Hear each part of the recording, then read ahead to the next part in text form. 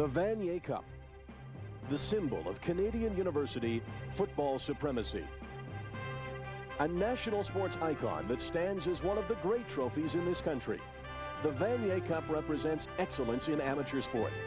The game began back in 1965 when U of T defeated Alberta 14-7. Jerry Sternberg was the game's MVP. As you can recollect, it was called Save the Children College Bowls. I think in participating, we were helping the underprivileged. And for me, it was, as I said, competing in another game, and it was the biggest championship game you could be in. So it was for the college supremacy. In that way, it was big to me. The greatest Vanier Cup game was the 1986 thriller between Western and UBC that went down to the wire. Well, it was a second down play, and there were 8 seconds left in the game. And as we said, we sent Craig Keller in with pass 33, which was a quick post by the wide receiver and an arrow by the inside receiver with a 2-step drop by the quarterback. Eric Pitato took the 2-step drop and fired the ball to Rob Ross, who juggled it momentarily and then stepped into the end zone and held on to it for the touchdown. The Vanier's biggest change was last year when the game moved to the Sky Dome and Western romped to an easy win. Tyrone Williams was the MVP. She was just in awe of the place because first time walking in as a player was, I guess, kind of different from the average person walking in who usually probably walks in as a spectator. And you know, that was my first time in the dome, so I was looking around trying to explore all of the dome, looking around the stands and stuff, and the big jumbotron and everything. And also, we're trying to concentrate on the practice there, so it was pretty difficult. But it was pretty good the first day because we didn't do too much in practice, so it was kind of like taking the dome and just, you know, kind of get used to the fact that we were playing there. It was really great. The move to Sky Dome has brought university football to its rightful place, front and center in the minds of Canadian sports fans. So as a result of the Vanier Cup, and because of the fact that now it's in the Sky Dome and it's televised nationally, as it has been for some years, it is obviously a tremendous goal and a sense of achievement to being able to win it. And it makes people in British Columbia and so on feel that they're identified with a national championship as well, which was something that I don't think existed before. So that's what it kind of means to me, is it's made people in my hometown and where we live totally aware of a great achievement from a national standpoint. Today, it's the 26th renewal for Canada's greatest amateur prize. It's the Saskatchewan Huskies versus St. Mary's Huskies for the Vanier Cup, right here on TSN.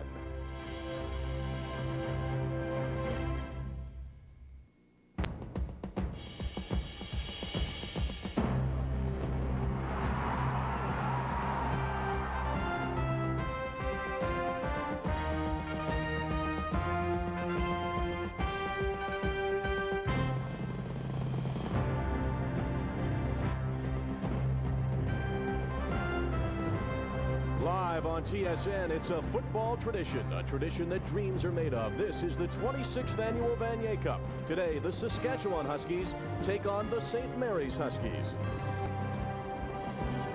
Today's broadcast is brought to you by Passport International Automobiles. We know what you really want. Also by Labatt's. By London Life. Imagine the power of Freedom 55. And by Esso Associates and Imperial Oil. You're on your way with Esso.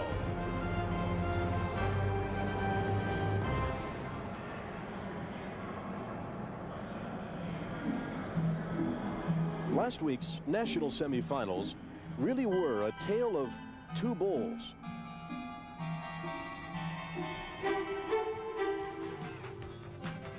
The Churchill Bowl was played in high gear, total domination by Saskatchewan. They showcased speed in the person of running back Dwayne Dimtrishan. A 74-yard burst through the heart of Bishop's defense, 10-3 for the Huskies. Agility, highlighted by Defensive Player of the Year nominee Kim Pazlowski. A spectacular 42-yard interception return for a touchdown put the Gators in a deep hole down 24-3.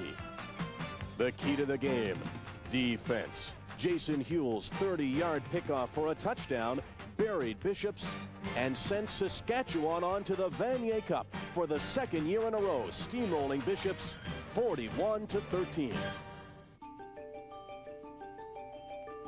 The Atlantic Bowl, by contrast, was played as if in slow motion, accentuating the talents of both teams. The nerve of Chris Flynn, darting amongst Mustang defenders, walking a tightrope between brilliance and disaster, and somehow always coming up with the right answer.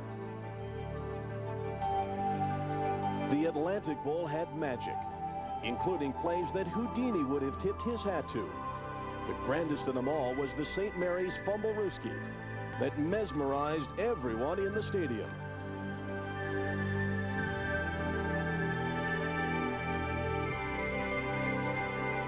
But when all was said and done, this was the stuff where heroes deliver and legends are born.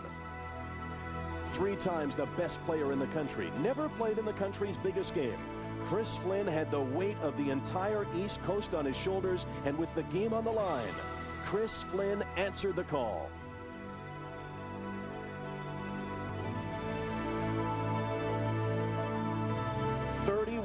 .30, St. Mary's was going to the national final thanks to a fairy tale finish from a real-life legend.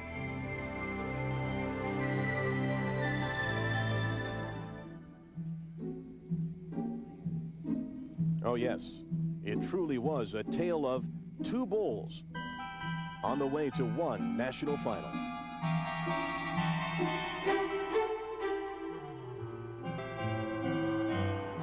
The tale continues today. Hi everybody, welcome to Skydome in Toronto. I'm Michael Lansford. A great matchup. 3 words that are maybe the most overused in all of sports. You hear them tossed out all the time, even flippantly, but today we'll stand by it. This really is a great matchup. On one hand, you have the best defense in the nation in the Saskatchewan Huskies. On the other hand, you have the best offense with St. Mary's. With Saskatchewan, you've got a team that was here last year and vowed to be back. With St. Mary's, you've got a team that was here 2 years ago. And oh yeah, add to all of that the fact that you have the most dynamic, most exciting college football player ever in 3-time Heck Crichton Award winner Chris Flynn. And you really do have a great matchup. We're glad you're with us today. We think that it'll be a thrilling afternoon, and we welcome our color commentator today, Jamie Bone. Jamie, you have played in a couple of Vanier Cups. You know what these guys are feeling, all the tension and excitement. What are they feeling moments before the game? Well, Michael, there's a real fine line between anticipation and anxiety, and it really is a team that can get rid of the anxiety, the anxiousness of the moment, and be more anticipatory of saying, hey, listen, we're ready to go, we're pumped up to go, we're not going to worry about all the pressure. You look at these 2 teams, Chris Flynn has been under pressure his whole career at St. Mary's. He's been under a national microscope in terms of the media are concerned. He thrives on pressure. He loves it. The more difficult the situation is for him, the more he likes it. We saw that last week in the last minute of the Atlantic Bowl game when he rallied to beat Western. On the other hand, you take a look at Saskatchewan. A year ago when they came into the building, the Skydome, they looked around. They were in a little bit in awe of the place. They couldn't quite get themselves focused. They were really caught up with all of the functions of the week, and they were a little bit stressed out when the game started. So it's really going to be interesting today to see how both of these teams deal with it, but I don't think pressure will be a major problem this afternoon. You're looking at a Vanier Cup tradition. It's the parade of colors. Each of the 24 schools is represented here today, some by more than others. St. Mary's University, of course, playing in the game, has more people here, and all of them will parade across the field. It's really a nice tradition. Oh, it's an excellent tradition. I think it's very nice to get the alumni back involved in the Vanier Cup. I think for years they really try to market it hard to the students, but now they're saying, hey, we should get all the alumni back because they are really, there's more alumni than there are actually students in Canada, so why not get them back involved? Different crowd here this year than last year. Last year the Western Mustangs were playing against Saskatchewan, and this was very much a Western crowd. London, Ontario is just a couple of hour drive from Toronto, and it was dominated by Western fans, but this year it's a long way of both St. Mary's and Saskatchewan. It is, but one advantage St. Mary's might have is there are a lot of transplanted Maritimers living in Toronto, and I'm one of them. I'm from Halifax and now living here in Toronto. So there will be a lot of those fans, I think, attending this football game. You're getting a feeling for what this event is about. This is an event not like the Grey Cup, not like the Super Bowl. It's an event all unto itself. It's different, and yes, what it is about is collegiate sport, and you're getting a feeling for what that is about in the parade. parade of colors, which is taking place right now as we get ready for game time. We are about 7 or 8 minutes away from the kickoff of the Vanier Cup. Now, you were talking about pressure. I wonder what will happen if Saskatchewan has the ball last down by 5 points, like St. Mary's was last week against Western. Chris Flynn answered all questions, and so did the entire offense. They have what it takes to come back and win a game. I don't know if we can say that yet about Saskatchewan. Well, I think we can say that about Saskatchewan. We did a game earlier this year when they were playing University of British Columbia. They were down 25-9 with 8 minutes left to go in the fourth quarter, and they rallied. And how they rallied, it was their quarterback as well, David Earl. He took a quarterback sneak 70 yards for a touchdown and shocked everybody in Husky Stadium. So I think they have the capabilities of coming back. We can only hope that it'll come down to the last second and some kind of heroics like that. Yes, game time is moments away. Let's get the introductions of the players from John Hinnon, the stadium announcer here at Skydome. And now we introduce the two teams in today's 26th Vanier Cup Championship game. Presenting the starting defensive unit for the 1990 Atlantic Bowl champions, the St. Mary's University Huskies.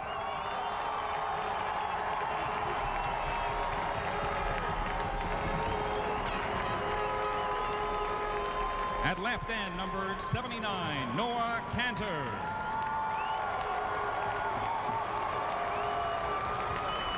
At left tackle, number 51, Paul Tonnett. At right tackle, number 66, Rob McCutcheon.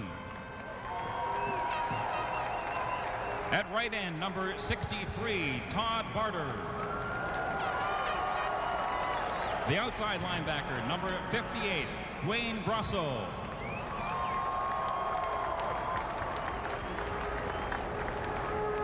The middle linebacker, number 43, Gus Karazakis.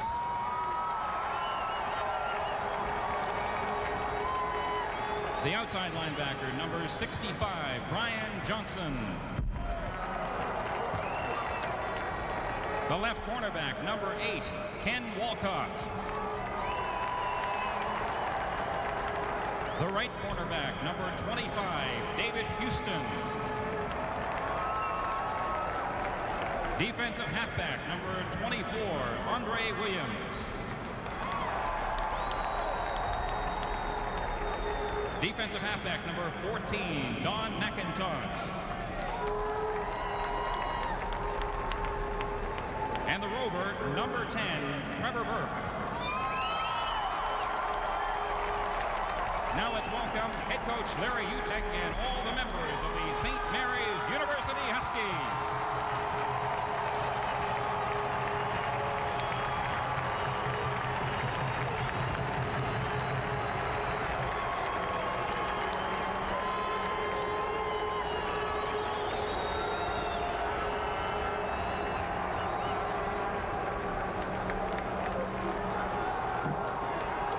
And now presenting the starting offensive unit for the 1990 Churchill Bowl champions, the University of Saskatchewan Huskies.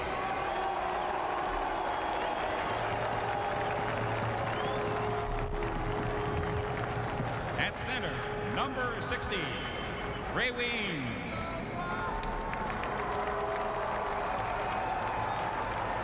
At left guard, number 44, Cal Hobbs. At right guard, number 64, Rod Leismester. At left tackle, number 57, Brian Elton.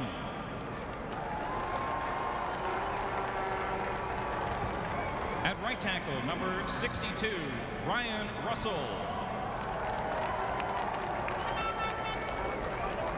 At tight end, number 76, Kelvin Sander.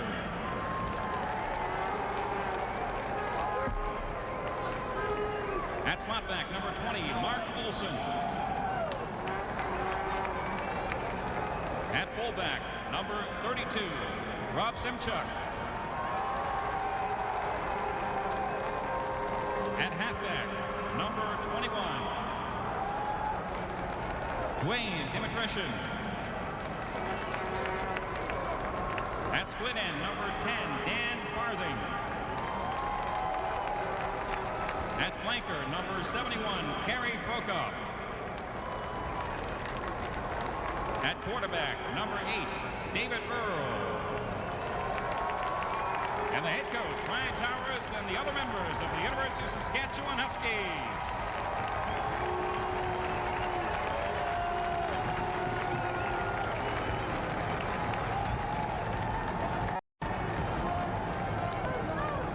The officials for today's game, the referee, number 13, Brian Davis from Winnipeg.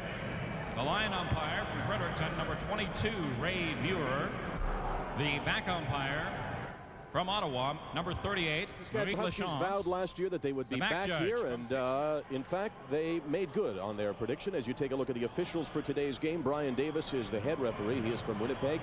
The line umpire is Ray Muir from Fredericton, New Brunswick. The back umpire is Maurice Lachance from Ottawa. The back judge is Tom Smola from Kitchener. Hans Vanderdoe from White Rock, British Columbia is the line judge. The head linesman is number 26, Peter Eady from Moncton, New Brunswick. So there's a cross-country makeup in the officiating crew for today's game. Well, you want to talk about the contrast right now, Mike. When we saw David Earl last year at the end of this game, he was very sullen, he was teary-eyed, but boy, when he came running out in the introductions, he had a smile from ear to ear, so he's very excited to be in this football game. A lot of pressure on him, and we'll find out what he can do momentarily. Right now, the national anthem from Mr. Lewis Orr, who used to play fullback at the University of New Brunswick.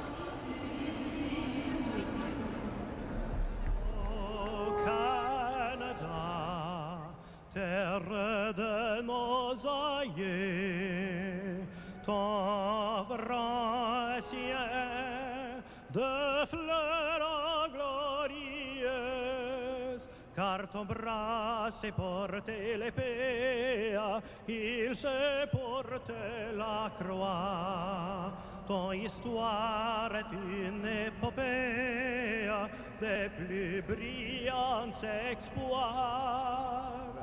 Oh, Canada, our home and native land, true patriot love in all thy sons command.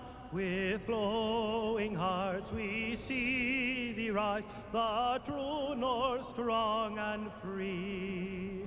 From far and wide, oh Canada, we stand on guard for thee.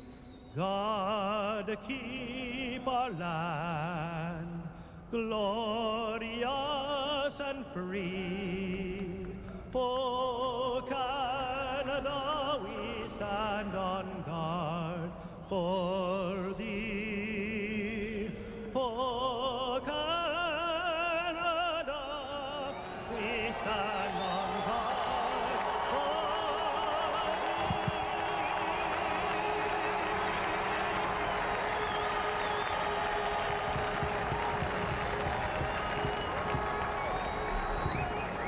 Yes, it feels like football, and it should. This is the Vanier Cup, the championship game of the CIU between the Saskatchewan Huskies and the St. Mary's Huskies. Saskatchewan will be the home team. There'll be a coin toss right now. This is more the ceremonial coin toss than anything. The toss was done earlier. Of course, we're indoors, so weather is not a factor. It doesn't really make any difference which end you take, but it's a question of whether you want to receive in the first half or the second half.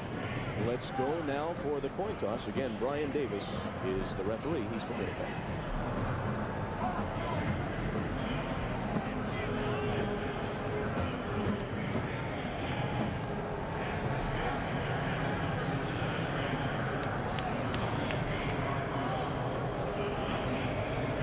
St. Mary's was the winner of the coin toss, or made the call. It appears that Saskatchewan has won the coin toss. And let's see if they elect to kick or receive. Whatever they do, they'll do the opposite in the second half. Saskatchewan will receive,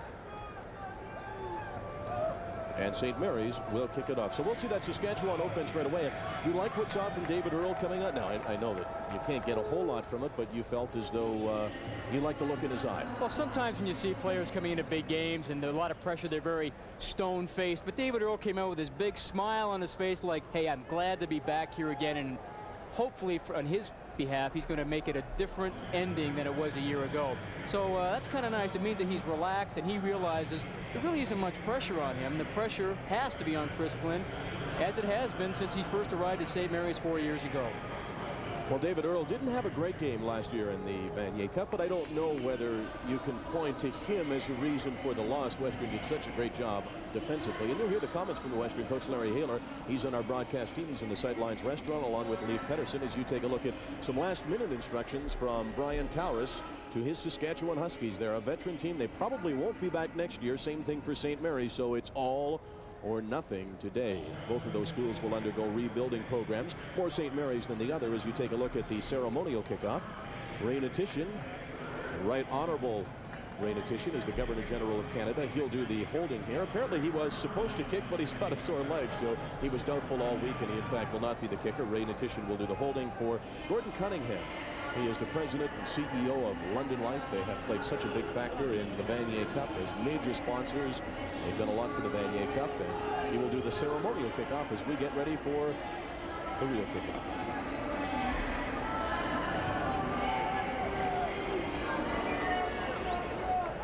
Was he moving him back or forward? I think the way he was waving was moving Trevor Burke in a little bit closer. Let's see what Gordon Cunningham can do.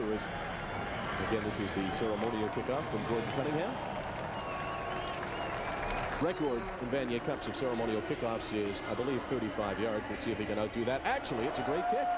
Way down there, and that is about 35 yards. Nice one from Gordon Cunningham to get us started. We're live from the Sky Dome as we wait for the opening kickoff between the Huskies and the St. Mary's Huskies. Saskatchewan will receive. We'll get a chance to see David Earl, and we'll get a chance to see what the offense can do. Keep in mind, they've got an explosive receiver in Dan Farthing, but getting him the ball has been a problem. It's the job of that man to do it. We'll see if he can when we return to the opening kickoff. Welcome back to the Sky Dome, everybody. These teams have never met before. The Saskatchewan Huskies from the west, the St. Mary's Huskies from the east, but they clash today in the Vanier Cup. In Saskatchewan, you would think we'll get the ball first, although St. Mary's historically has a tradition of pulling out gadget plays. We saw the fumble Ruski against Western. They probably have more gadget plays in their special teams than any CIU team. We saw that bomber Ruski last week. We saw the short kickoff against Acadia. They have a lot of tricks up their sleeves, a lot of gadgets. But I think they're going to try and kick it away, have their defense hold, and then get the ball to Chris Flynn. They're kicking the ball deep. David Sykes is to two. Good return men. Dwayne Dimtrition, number 21, and Errol Brown. 3 returns for touchdowns on punts. And they kick it away from Brown and go to Dimtrition at the 18-yard line as we're underway in the Vanier Cup. And Dimtrition finds a nice hole to the left side. He got a good block from Cal Hobbs, who's a starting guard. Hobbs will line up in front of David Earl, who has struggled in the postseason, 0 for 6 against UBC. Not a lot better against Bishops last week, but he can run, he can pass. He just has to put it all together, and we'll see if he can. But Jamie says he likes the look in David Earl's eyes as we get set to go. Earl will have Simchuk and Dimtrition behind him. They are basically a balanced offense. They threw the ball about 54% of the time, so you really don't know what they're going to do. The best receiver is Dan Farthing. He's wide to the left, and that is Dwayne Dimtrition. He follows Simchuk, but St. Mary's does a nice job stringing it out, and they do that very well, as evidenced last week against the Western Mustangs. Okay, let's set the rest of the offense for Saskatchewan for you. The offensive line, big and veteran. They have one first-year player, and all the rest have played at least 3 years. Brian Ultim is a first-year player, but he's 24 years of age, so there's some experience there. In behind that offensive line will be David Earl. Simchuk and Dimtrition are good runners. Dimtrition did the bulk of the carrying. He averaged 6.2 yards a carry. The receivers, Olsen and Sander, are pretty good. Farthing is outstanding. Prokop was basically ignored in the scheme of things. They have searched for another wide receiver to complement Dan Farthing. 2nd down and 8 for Saskatchewan, right at their own 45. Quick pass, and not a good one. It seemed as though Dimtrition broke in, and the pass went out. Well, that's right. It looks like they're trying to take Dwayne Dimtrition that we said earlier, a little bit of motion. That's the same play that they scored big on last week against Bishops. But Dwayne Dimtrition was not looking for the ball because the coverage was such that Andre Williams stepped up and was covered. Not a good start for the Saskatchewan offense. It really needs one. In terms of confidence, you have to wonder whether they're going to have it if they struggle for a while. Offensively, they weren't great against UBC. They were pretty good against Bishops. And here's the first kick of the game from Shane Reeder. And it goes to McDonald at his 25-yard line. They've got a wall set up to the left side. Oh, nice block in behind the play. McDonald out over midfield into Saskatchewan territory. And that's where Chris Flynn will operate from.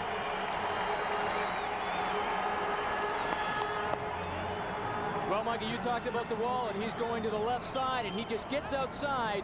Greg Mamer, you can see, trying to chase him, in a good block right there. It just kind of springs. Ian McDonald, we saw last week in the Atlantic Bowl, he had a couple of great kickoff returns, and he's showing he's a fine punt returner as well. Ian McDonald was the man who did the returning. He'll go wide to the left in this sequence. Matt Nealon wide to the right. All-Canadian led the nation in receiving with 47 receptions and 12 touchdowns. And right away they look to Nealon. He broke in and out. Flynn watched him. He was well covered, but Chris Flynn shows you what he can do. He does not have to throw the ball to be effective. He picked up 9. It'll be second down and short. St. Mary's offensively put the best in the nation. Maybe the most unpredictable. They are stronger along the left side with McLean and Korecki. McLean is all-Canadian. Korecki was second team. McDonald, their center. Larry Haler will talk about him. He is undersized. As for the backfield, Flynn, Calvin Scott, and Sean Mungy had an excellent year with a 6.6 average. The receivers on the outside, best in the nation. Ian McDonald, number 80, and Matt Nealon, number 7. Second down and short. Here's Mungy, and Mungy tries to go outside, but Saskatchewan right there. And boy, they had 7, 8 men up at the line of scrimmage. Well, that's how Saskatchewan want to play defense today. They have 5 people right up front, and then they bring the linebackers up. They're playing man covers, and Greg Mamer does a nice job. You'll see him, he's right in the corner of your screen, number 69. Doesn't get blocked, and then he kicks back inside, and he puts the big wrap on Mungy. And then Dan Dewar comes over to help finish it off. Okay, the first play was, I think, an important one. He wanted post corner pattern to Matt Nealon, and it was well covered. It was well covered because you've got some pretty good people out there. Dean Iwanger was against Matt Nealon, and Brian Towers says Dean Iwanger, number 12, is their best man-to-man coverage person. Dana Sagan kicks it to excellent return men, Dan Farthing and Errol Brown. This is not a good kick, and Farthing will field it at his 20. Actually, the 21, and he finds a little room to the outside and brings it up to the 32-yard line. That's where Saskatchewan will scrimmage the ball for the second time, and I think they have to feel just great about what happened. St. Mary's got the ball in great field position and couldn't do anything with it.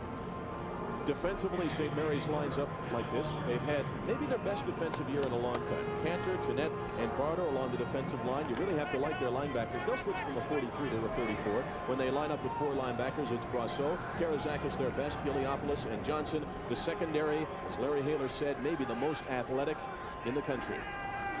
First and 10, Earl pitches the ball to Dim Trishan, and Dim Trishan dipped the shoulder and sprung it outside for a nice gain. Well, you talk about St. Mary's playing that 30 defense. They're actually coming out today and playing the 40 with Alex Giliopoulos. As we take a look at Dwayne Dim Trishan, they're on the pitch outside. And there's a nice hit coming up here from who else but number 10, Trevor Burke of the St. Mary's Huskies. Puts a good lick on him right there. Oh, that is a real lick. But did you notice Dim Trishan? He didn't go out of bounds there. He stuck his head in. He wanted to pick up the extra yard, and right now he's paying for it. He is still down. There's the collision, and you can see that Dim Trishan simply would not go out of bounds. And fortunately, he's up right now.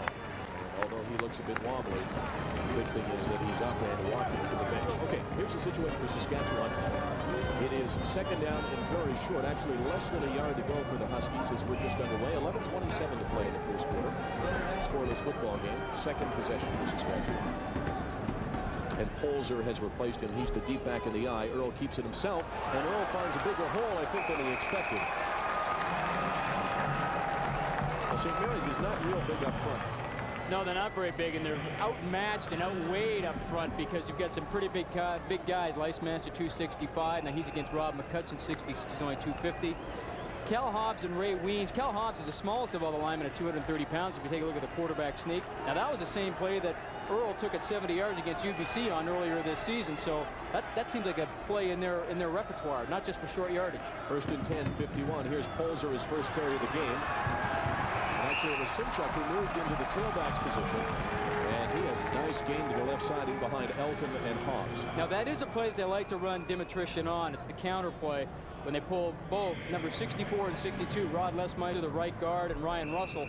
They get all the backfield motion going one way, and then they come back. So Polzer replaces Dimitrition, but Polzer goes to fullback, and Simchuk goes to halfback. He's the deep back of the eye, second down and 2. They like the quarterback sneak, but it's Simchuk. And Simchuk, I thought was going to make it easily, and I think he did make it, but not with ease. He was brought down by Rob McCutcheon on another big collision. And Gus Karazakis, the big middle linebacker for the St. Mary's Huskies, has had an outstanding year. As you can see, number 44, Cal Hobbs, pulls out, and they just try to power through. But a nice stick by, I believe it was Rob McCutcheon, number 66. First down, though, for Saskatchewan. 2 consecutive first downs on the ground. That's Gus Karazakis, 6'1", 226 out of Hamilton in his 4th year. Clearly his best year, where he's really assumed the role of leader. He's particularly effective on the run down at the goal line. He really excels in those short yardage key situations. 1st and 10, Saskatchewan, 53-yard line. Earl's got all kinds of time, and he throws over the middle, and Kevin Sander is wide open, and Earl threw it very nicely. Well, that's going to have to get David Earl's confidence way up. I mean, St. Mary's are coming up on the outside receivers and playing them very tight. And you see Gus Karazakis dropping back, number 43, but Earl just throws a strike. Boom, right there to Kelvin Sander. And Gus Karazakis just was not quite deep enough in his zone or over far enough. That's a nice, tight spiral by David Earl to show this St. Mary's team that he in fact will throw the football down the field. You know, he's got all the skills to do it. You could see his throwing arm and a nice release there, and he's also a terrific runner. He just hasn't put it all together. 1st and 10, Saskatchewan, and a nice drive. 2 first downs on the ground, and that one through the air to Kevin Sander, who was their leading receiver over the season with 21 catches. Sander is the man in motion, farthing wide to the left. And they go to the fullback closer. He slides up. One tackle, but not another one. Brought down in the backfield by number 14, Don McIntosh.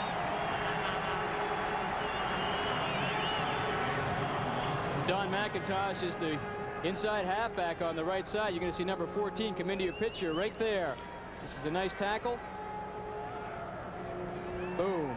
Really a shoestring tackle. That's about all he had, with the strings on the shoes of Holzer, but McIntosh did the job, and as a result, a loss of 4. It's 2nd down and 14 for Saskatchewan. Right at the 35-yard line. Probably not in Giebert's range yet. Let's see if they try to pick up just a portion of it and get in field goal range. He wants farthing deep, then he throws underneath, and he's got a completion. Olsen with a catch, and Olsen with a first down. Earl looked very sharp there.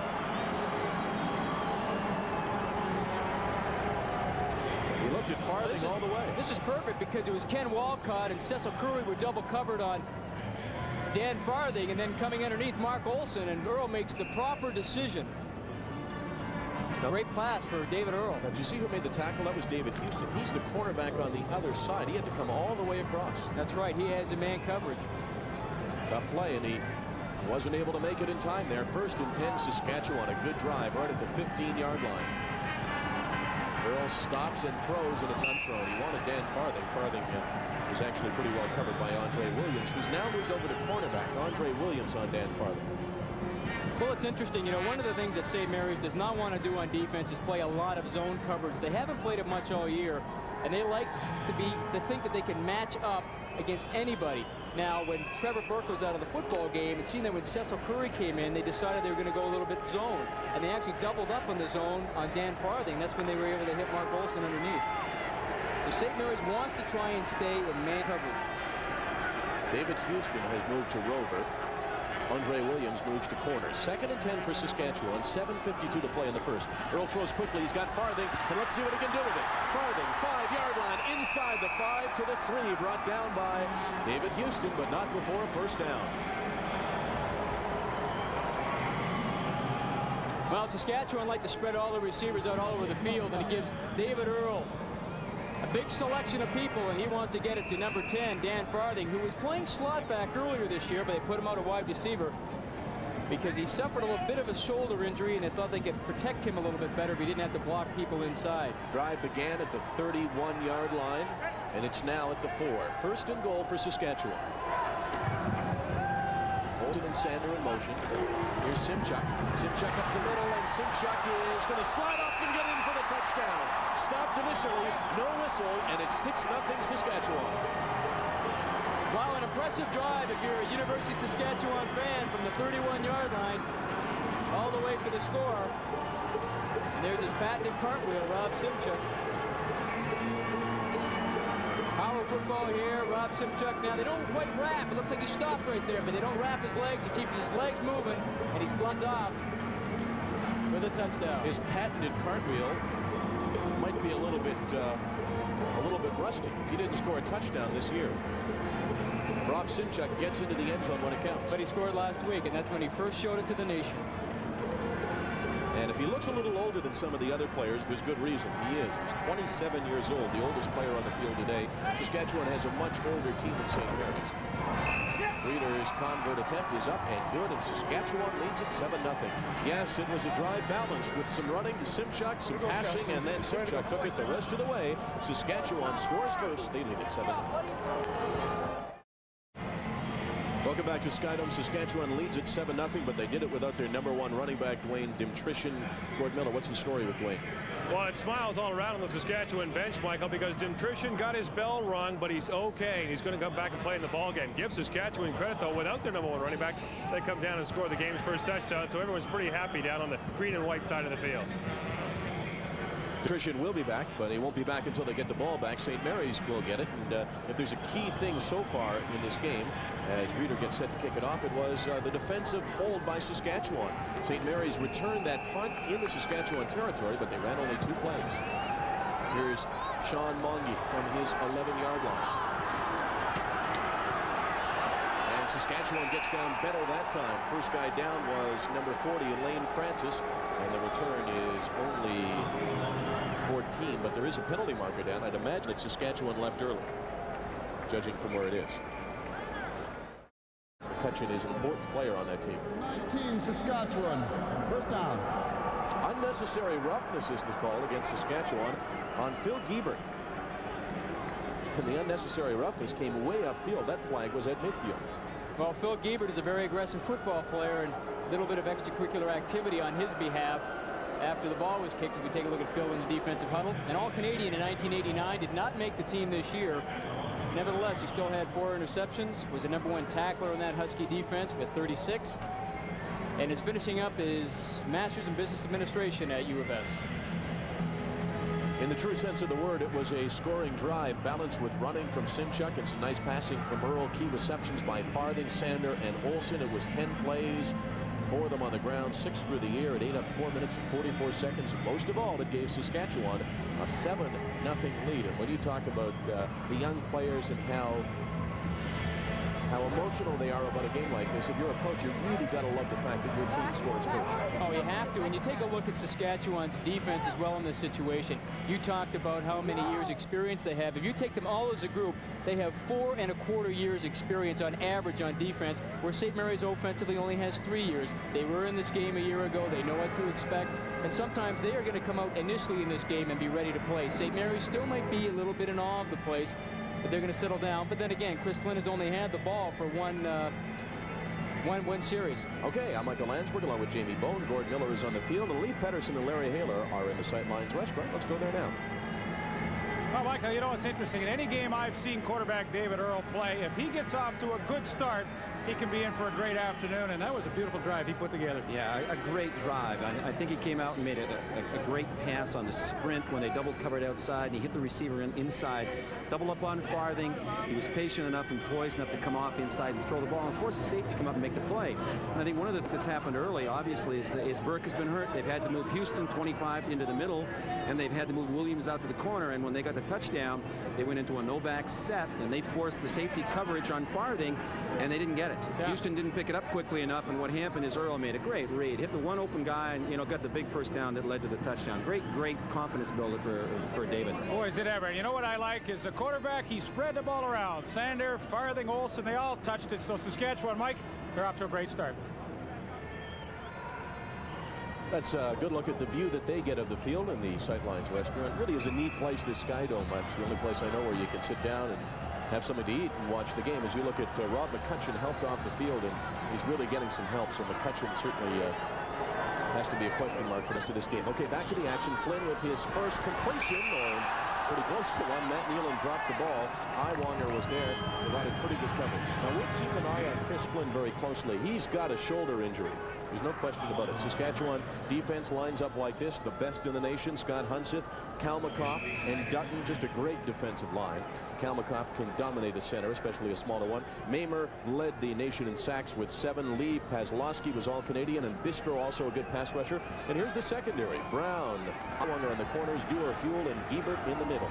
And they average over 4 years of experience. Screen pass from Flynn to Mongie, but it's well read by Saskatchewan. Mongie will have to try to do it on his own, and he's not going to do it. 4 plays, no first downs for St. Mary's.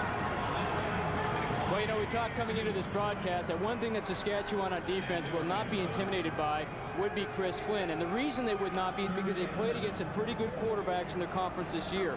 You see the screen, they set it up, but they do a nice job downfield on keeping the proper leverage. You see Iwanger comes up here, and then he forces him back inside, and there's just nowhere to run. Now, that was a play that Western had a lot of trouble with. Mongie on the screen, as maybe Larry Haler will talk about why they had trouble with it, but clearly Saskatchewan didn't there, and they had the benefit of seeing what Mongie did against Western last week in the films. It seems though Saskatchewan is really ready to play. They have the right game plan, at least they have defensively so far, and offensively. Sagan's second kick, his first one wasn't good, but this one is. Brown will have some room to return it. He's got some speed and some room to the outside. Errol Brown, he can fly, and he's out over the 35 to the 37-yard line. Looked like a bigger return was on the way than was. Well, Errol Brown, they want to try and keep the ball away from him because he had 3 touchdowns this year. The longest one was 80 yards. This is a nice catch on the fly. They're trying to kick it away from him. But he's got great speed. He's in the Canada Games in 100 meters and a nice tackle. By Trevor Burke. So that's big news all around. Not only did he make what was a saving tackle, but also he's back in the game. But Trevor Burke still looks a little tender. He seems to be on his toes out there when he's getting back in the defensive secondary. You may not mind if your quarterback's a bit tender. You don't want a rover who's tender, and Burke seems to be right now. First and 10 Saskatchewan, 37-yard line. Big hole, Simchuk barrels up the middle, and he's got 8. It'll be second down and 2. Well, I'll tell you what, right now, Saskatchewan are getting off of the football. They are just getting off and getting into people and creating vertical seams in the field. And Simchuk does a nice job of reading that and cutting back inside.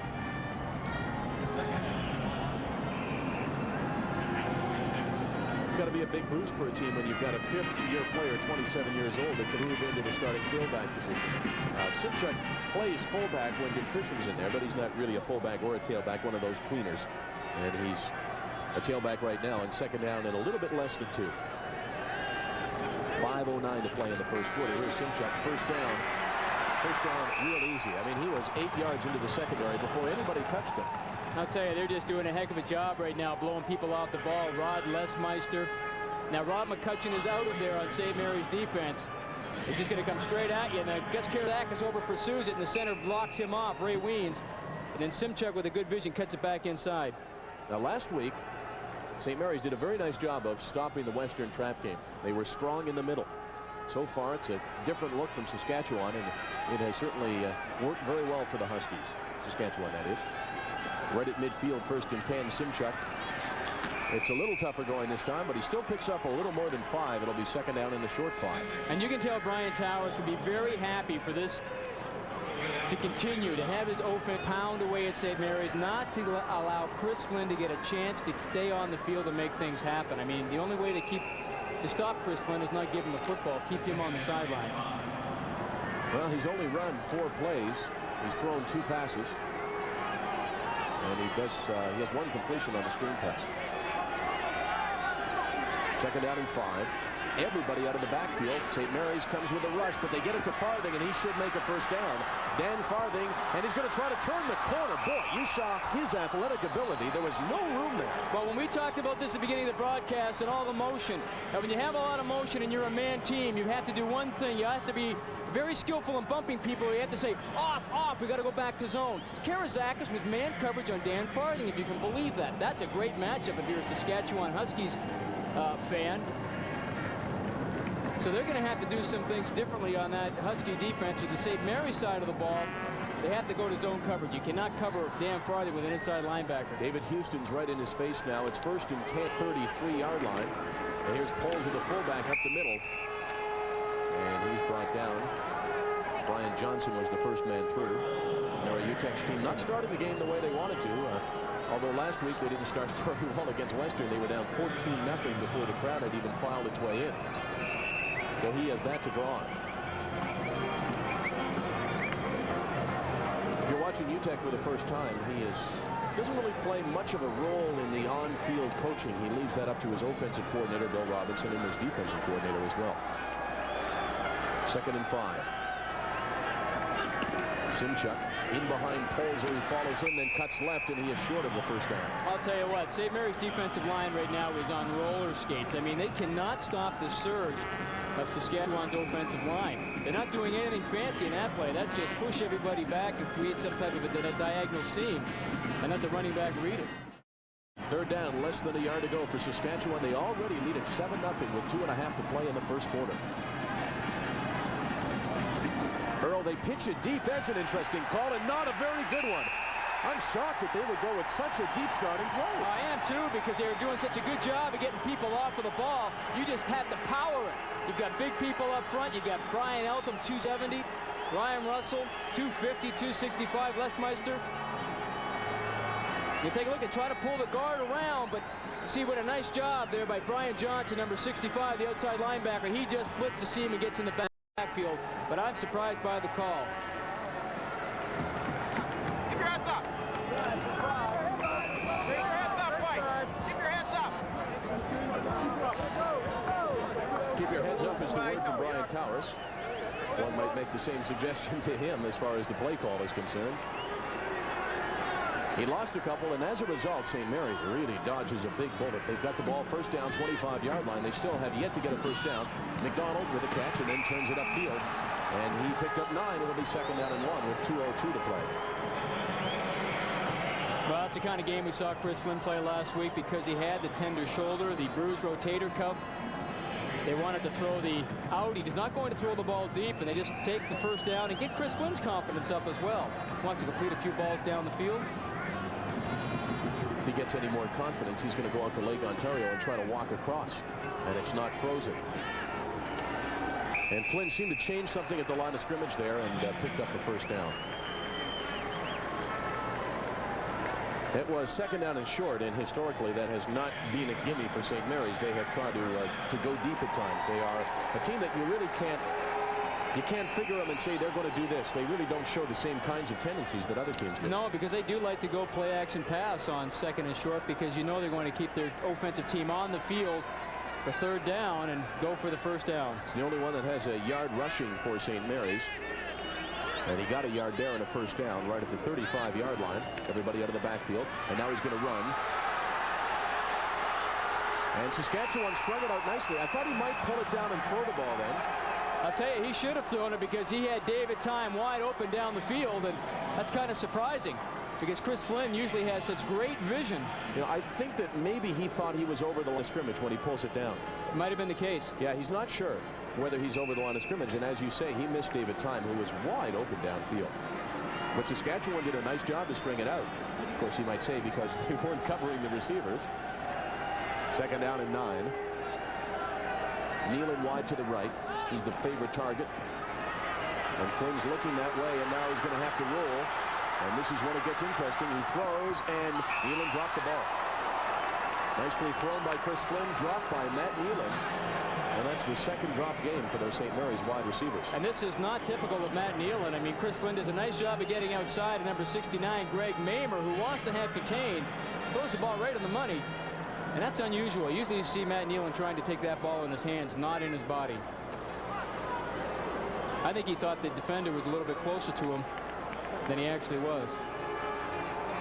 So it's been a tough first quarter for the St. Mary's offense. No running game at all. They haven't actually attempted a run other than Chris Flynn's. Nealon is the favored receiver. He caught 47 during the year with 12 touchdowns. Number 1 in the CIAU. Sagan's third kick. His last one was a really good one. He fields it on one hop and hits a nice one. A beauty to Errol Brown. Brown at his 30-yard line. Again, he returned 3 for touchdowns this year. And Brown's got a wall to the left. All kinds of blockers. 3 men out in front of Errol Brown. And Brown brings it down to the 50-yard line. Well set up return. 19 seconds to play in the first quarter. Saskatchewan leads it by 7, and they'll have the ball in St. Mary's territory when we return to the Vanier Cup at the Skydome. Injuries are always key so far. That has been the case so far today. Gord Miller's down on the sidelines. What's the story with McCutcheon? All right, Rob McCutcheon has a knee injury. The St. Mary's people won't say how serious it is, but it doesn't look like he'll be back, and that means Brad Chalmers draws into the lineup. More bad news for St. Mary's. They lose a starting defensive lineman. Interesting defensive note about the Saskatchewan Huskies. They're not trying to sack Chris Flynn. They're trying to contain him. And Brian Towers keeps telling his defensive linemen, stay in your lane, and when you get 8 yards upfield on the end, just stand there and make him throw from the pocket. The object is make him beat us with your arm, and they don't think Chris Flynn's arm is good enough to beat him right now. Okay, Jamie, let's talk about that strategy. We've seen other teams try it. That's nothing new. Well, that's right. I'll tell you what, I think Chris Flynn is at his best, not necessarily when he does run, but when he does scramble, because he doesn't have to have the great arm to make to hit the receiver that is wide open, and he creates so many things. I mean, he had it earlier. He had David Time wide open. He just didn't see him. 1st and 10, 50-yard line. Here's Simchuk, this time at fullback. Dimtrition's back in the game, and he is close to a 1st down. So do you like the strategy or not? Well, I think it's working so far for Brian Towers, so he's going to stay with it. I mean, he's not going to go after Chris Flynn, and Chris Flynn has only shown that he's going to run the ball once. But different styles from different coaches, I guess. Some coaches say go after him, but one of the things I think that Brian Towers is going to do with his defensive line is that he's going to come after St. Mary's offensive line, because there are some interesting matchups there. Mike McDonald, 6'3", 215-pound center, is going to be against John Kalmakoff, a much bigger player, 6'2", 255. You say they've done it well so far, and they have, but it takes 4 quarters to beat the St. Mary's Huskies, as the Mustangs felt last week. Saskatchewan leads it by 7 after 1. Stay with us.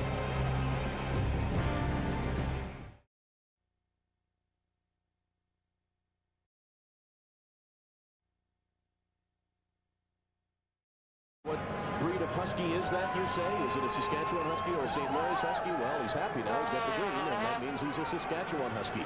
So is this guy, David Earl. He looked very sharp in that first quarter drive that led to a touchdown, particularly on the pass to Kelvin Sander when he stood in the pocket. It's 1st and 10. Here's Dimtrition, and Dimtrition has 6. It'll be 2nd down and 4. Well, St. Mary's a little bit concerned about the inside run the past series and what they were doing last play. They're running the inside trap. They have Alex Iliopoulos inside now with Gus Karazakis in that 44 stack. The 2 linebackers are stacked right over the tackles. Now we'll see what they do in 2nd down and 5 yards. Looks like they're going to go with the same defense. 4 down linemen, 4 linebackers, so they've taken a defensive back out. And they pitch it to Dimtrition, and Dimtrition sticks his head in there. He wasn't gun shy at all after taking a big hit, and he's got a 1st down. And I'll tell you what, that's the right call, because when they're going to that 44 look inside with Iliopoulos and Karazakis, they bring Andre Williams up to play linebacker. Now, he's normally a defensive back, so he's playing linebacker. They want to run to his side. And that's what they did. Kevin Sander had no trouble moving him out. Sanders number 76, Williams is number 21. And you can see he come right up, and then he just slice it right through, and Karazakis has to come across, but not after. Dimtrition gets 5 yards. And Williams lines up like a linebacker again to the left side. And let's see if they pitch it to the left. They fake left. And Earl throws, and he throws it very nicely to Olsen in the 1st down. I'll tell you what, David Earl is playing with a lot of confidence right now. You can tell just by the way he's playing. He's not thinking of throwing the football. He's just getting back there and saying, I see the open guy, I'm going to drill it. Because he put some stuff in this football. Perfect spiral. And Mark Olsen, who they felt was a good enough player to play inside and put Dan Farthing outside, because he came in this year when Dan Farthing was injured. 2nd reception of the game from Olsen, and it's a 1st down at the 17-yard line. So Saskatchewan dominating so far early in the 2nd quarter. Dimtrition's the deep back with Simchuk in the backfield, and they pitch it that way where Andre Williams will try to turn it inside. Nice job by the quarterback on that side, coming up to shut down the play. Very good job by David Houston. Well, you can see what Saskatchewan want to do whenever they see Andre Williams line up at that outside linebacker spot. And I'm sure that they've gotten that off of the film from last week, because when Western saw it, they tried to do the same thing.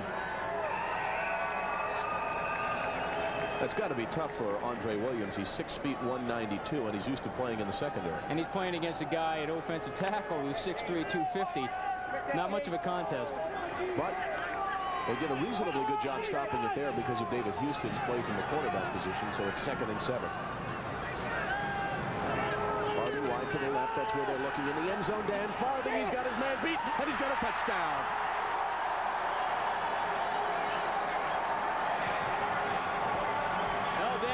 scored a touchdown last year, and now he's come back here again, and he scored his first in this game. Saskatchewan's second. And David Earl just stands back here so confidently in play-action pass. Man coverage. David Houston has him deep. And Dan Farthing gets behind him. Nice catch. You know, I think a lot of people underestimate Dan Farthing's speed. He seems to have that extra gear when he needs it to pump it in.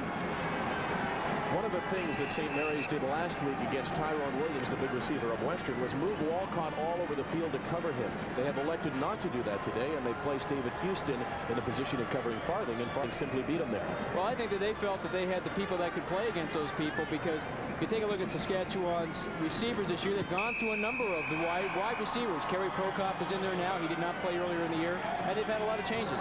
But it's very much a similar situation to what they faced with Western.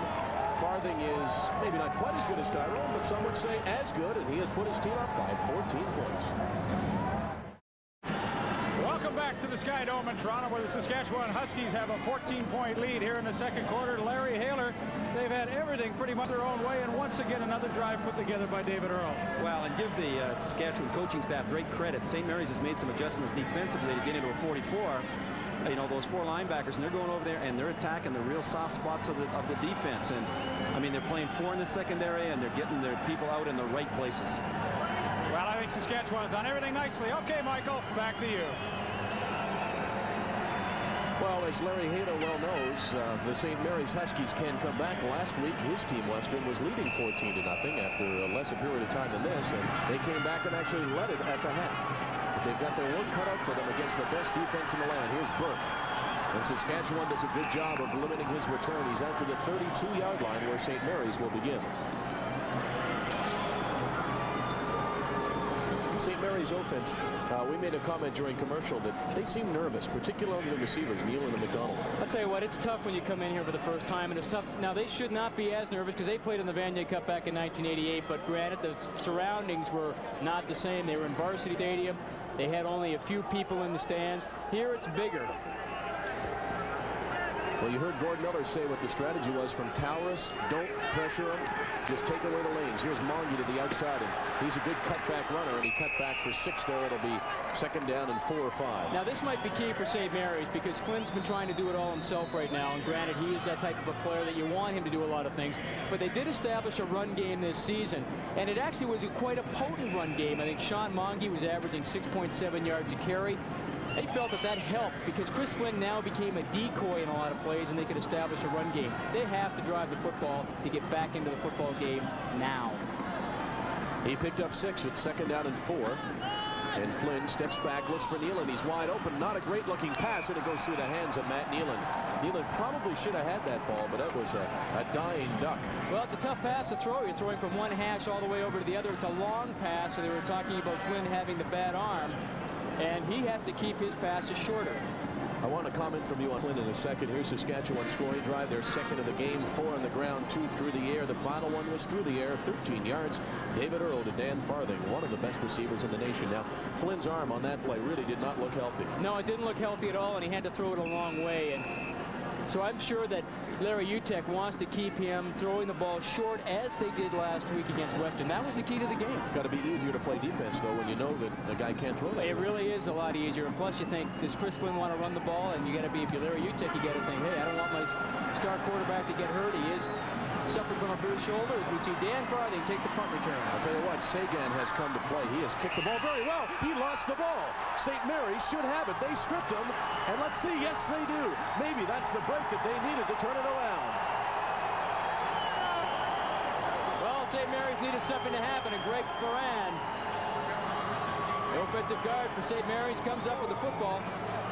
He simply stripped it from Dan Farthing. See where Dan Farthing's carrying the ball? He's carrying it in the wrong hand. He should be carrying it in the right hand because all the pursuit's coming from the inside, and that's why that ball got fumbled. Historically, Chris Flynn has killed you when you made mistakes like this. Well, Greg Ferran does a nice job of stripping the ball, and that's exactly what he's trying to do.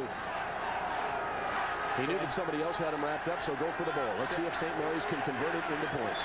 First and 10, 40-yard line, and Flynn's going to go to the air. And now he's going to run. And he's got 8 blockers in front of him over here if he wants to run. He stops and throws to Nealon at the 5. Touchdown! What a play by Chris Flynn!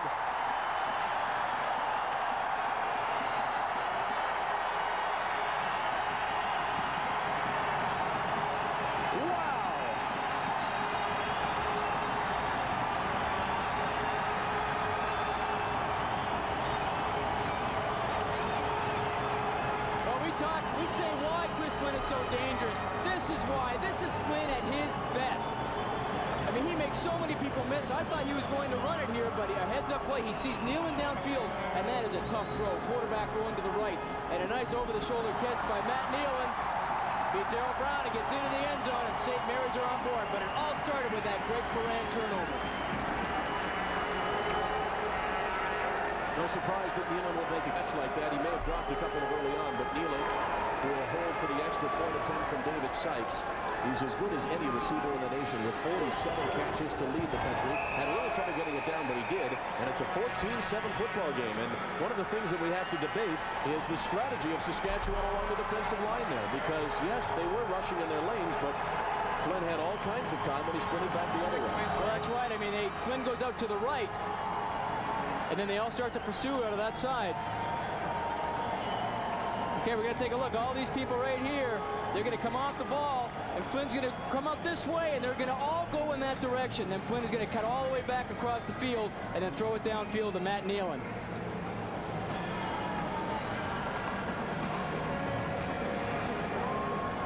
I mean, just look at his escapability right there. Bang, he just goes in, invites the rush, pops out. Now he skates back outside. And this is a heck of a throw with some pressure on him to throw the ball going to your left, downfield to Matt Nealon for the touchdown. It's a nice catch by Nealon as well. Nice catch. You know, there's something also philosophical about what Saskatchewan's doing. Here you have the most aggressive defense probably in the nation, and when you tell your guys not to go after the sack, are you taking some aggressiveness out of them that maybe should be there? Let's talk about that in a second as we watch Dimtrition from his 15-yard line, and Dimtrition is not going to get out to the 30-yard line.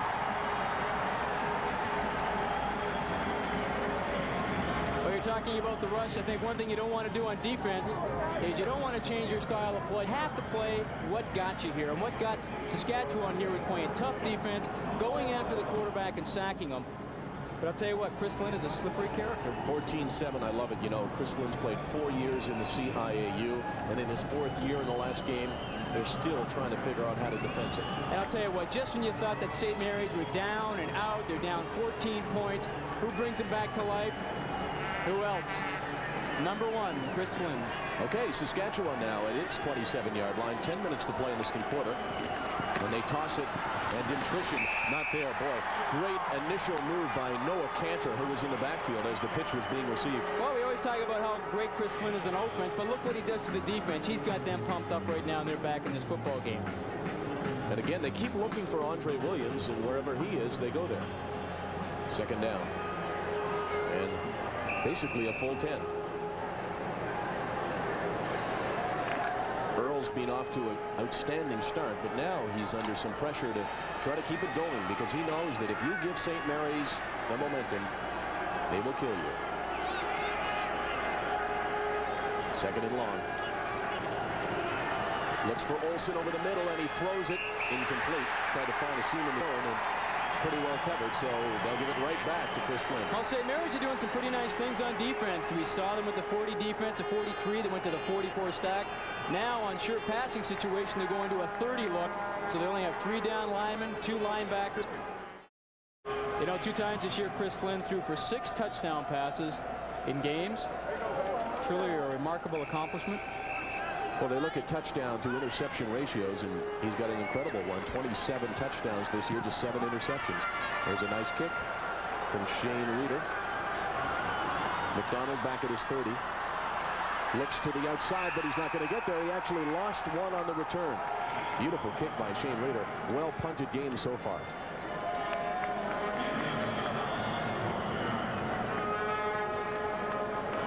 St. Mary's will start at the 28-yard line. Shane Reeder, backup quarterback, was the starting quarterback at one time earlier this season. Brian Towers feels that he's got 2 good quarterbacks on his squad. They battled it out. And Reeder is also a very fine punter. averaged more than 37 yards a kick on the regular season, and he's bettering that today. 8:45 to play in the first half. 28-yard line. Flynn gives the ball to Andre Williams, and Williams cuts it outside. And they try to strip him the ball, but he did a good job to pick up 7. It'll be 2nd down and 3. That's a play that I don't even know was in the playbook before this year, but they've used it a lot. Well, it wasn't, because Bill Scollin was the slot back before, and they didn't run him all that much, but it's counter, and you can see that they pull number 42, Mike Korecki, and he kicks out. And then they bring the slot back inside, and then he tries to bounce it outside. But Dean Einwanger does a pretty nice job to slow him up enough to let Kim Pazlowski, 42, come in and make the tackle. Anthony Williams, of course, made that last-second thrilling catch to beat the West Mustangs 31-30 on an incredibly difficult over-the-shoulder catch. 2nd down and short. Here's Mongie going to get the first down. Good job by the left side of the offensive line. Richard McLean, Metrist nominee All-Canadian. Mike Korecki on the left side as well, 2nd-team All-Canadian.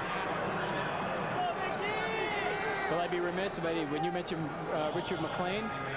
See him on the left side. They pull out Korecki, try to get around to Shalmong. He just tries to see the little bit of space in there, and he's just going to knife it up and get the first down. He's not going to try and make anything big happen by getting outside. What were you going to say about McLean? I was going to say, well, he's from Queen Elizabeth High School, my old high school in Halifax. And interestingly enough, they had 3 All-Canadians selected this week. Tyrone Williams, Richard McLean, and also Randy Powell. Okay, it's a first down, and I think a rough play penalty as well on Saskatchewan. A late hit. No, it's a holding call. I'm sorry. Oh, they're going to go both ways. Holding and then rough play.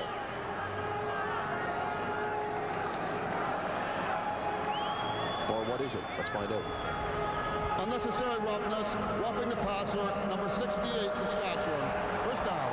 Well, he initially signaled to St. Mary's. I was sure that it would be against Briscoe, and it is. It was a 15-yard gain and another 15-yard on the penalty.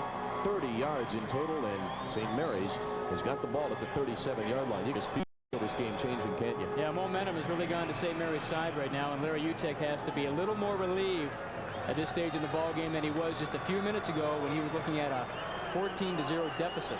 Nealon goes wide to the right. Iwanga gives him a ton of room. Flynn looks to the right. Now rolls there, stops, throws back, and he's got time in the end zone, and Williams, and time may have deprived Williams at a chance at a touchdown. Yeah, but he didn't know that Williams was there. But I'll tell you what, there didn't look like there was anything wrong with Chris Flynn's arm on that one. I mean, he gets flushed out of the pocket by Don Bisto, number 68, and then he just pumps it upfield. Now watch number 33 in behind. He was waiting for the touchdown catch, and maybe if the analogy could be when a right fielder and a center fielder go for the ball, somebody's got to call it. And you can just hear this big oh as all these fans were looking at it on the Jumbotron, seeing the exact same thing that you just saw. Nealon, top of your screen, number 70, and again Iwanger is well off, and you can't even see Iwanger in the picture. Flynn rolls out. Oh, does a beautiful job to fake one man. Then steps up and overthrows David Time. I'll tell you what, he has that patented little look over his shoulder and then cut the other way, and he buys himself just enough time.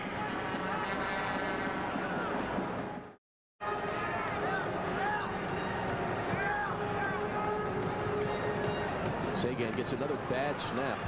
Lucky he's on artificial turf, makes it a little easier to field it. Errol Brown at his 8-yard line. Errol Brown get outside or inside of Trevor Burke, and then weaves his way out over the 30-yard line, and the last 3 yards were through the air. Errol Brown brings them out to the 31, and that's where the Huskies of Saskatchewan will scrimmage when we return to Skydome. Welcome back to the Entertainment Center. I'm Michael Landsberg along with Jamie Bone. Saskatchewan by 7. Gord Miller is with Matt Nealon. All right, thanks very much, gentlemen. Matt, were you guys a little tight in the first quarter? Yeah, we've always been a slow starting team, but hopefully we're not used to playing in the cold weather, and it's all of a sudden we're playing in summer conditions. It's weird. It's hard to breathe, and just getting used to it right now. A big turnover put you guys in position, and it seemed to really improve the confidence of this team. Yeah, we needed a little boost, and we got off slow, but hopefully now we can keep it going. All right, Matt, thanks very much. Good luck the rest of the way. Back upstairs to you guys.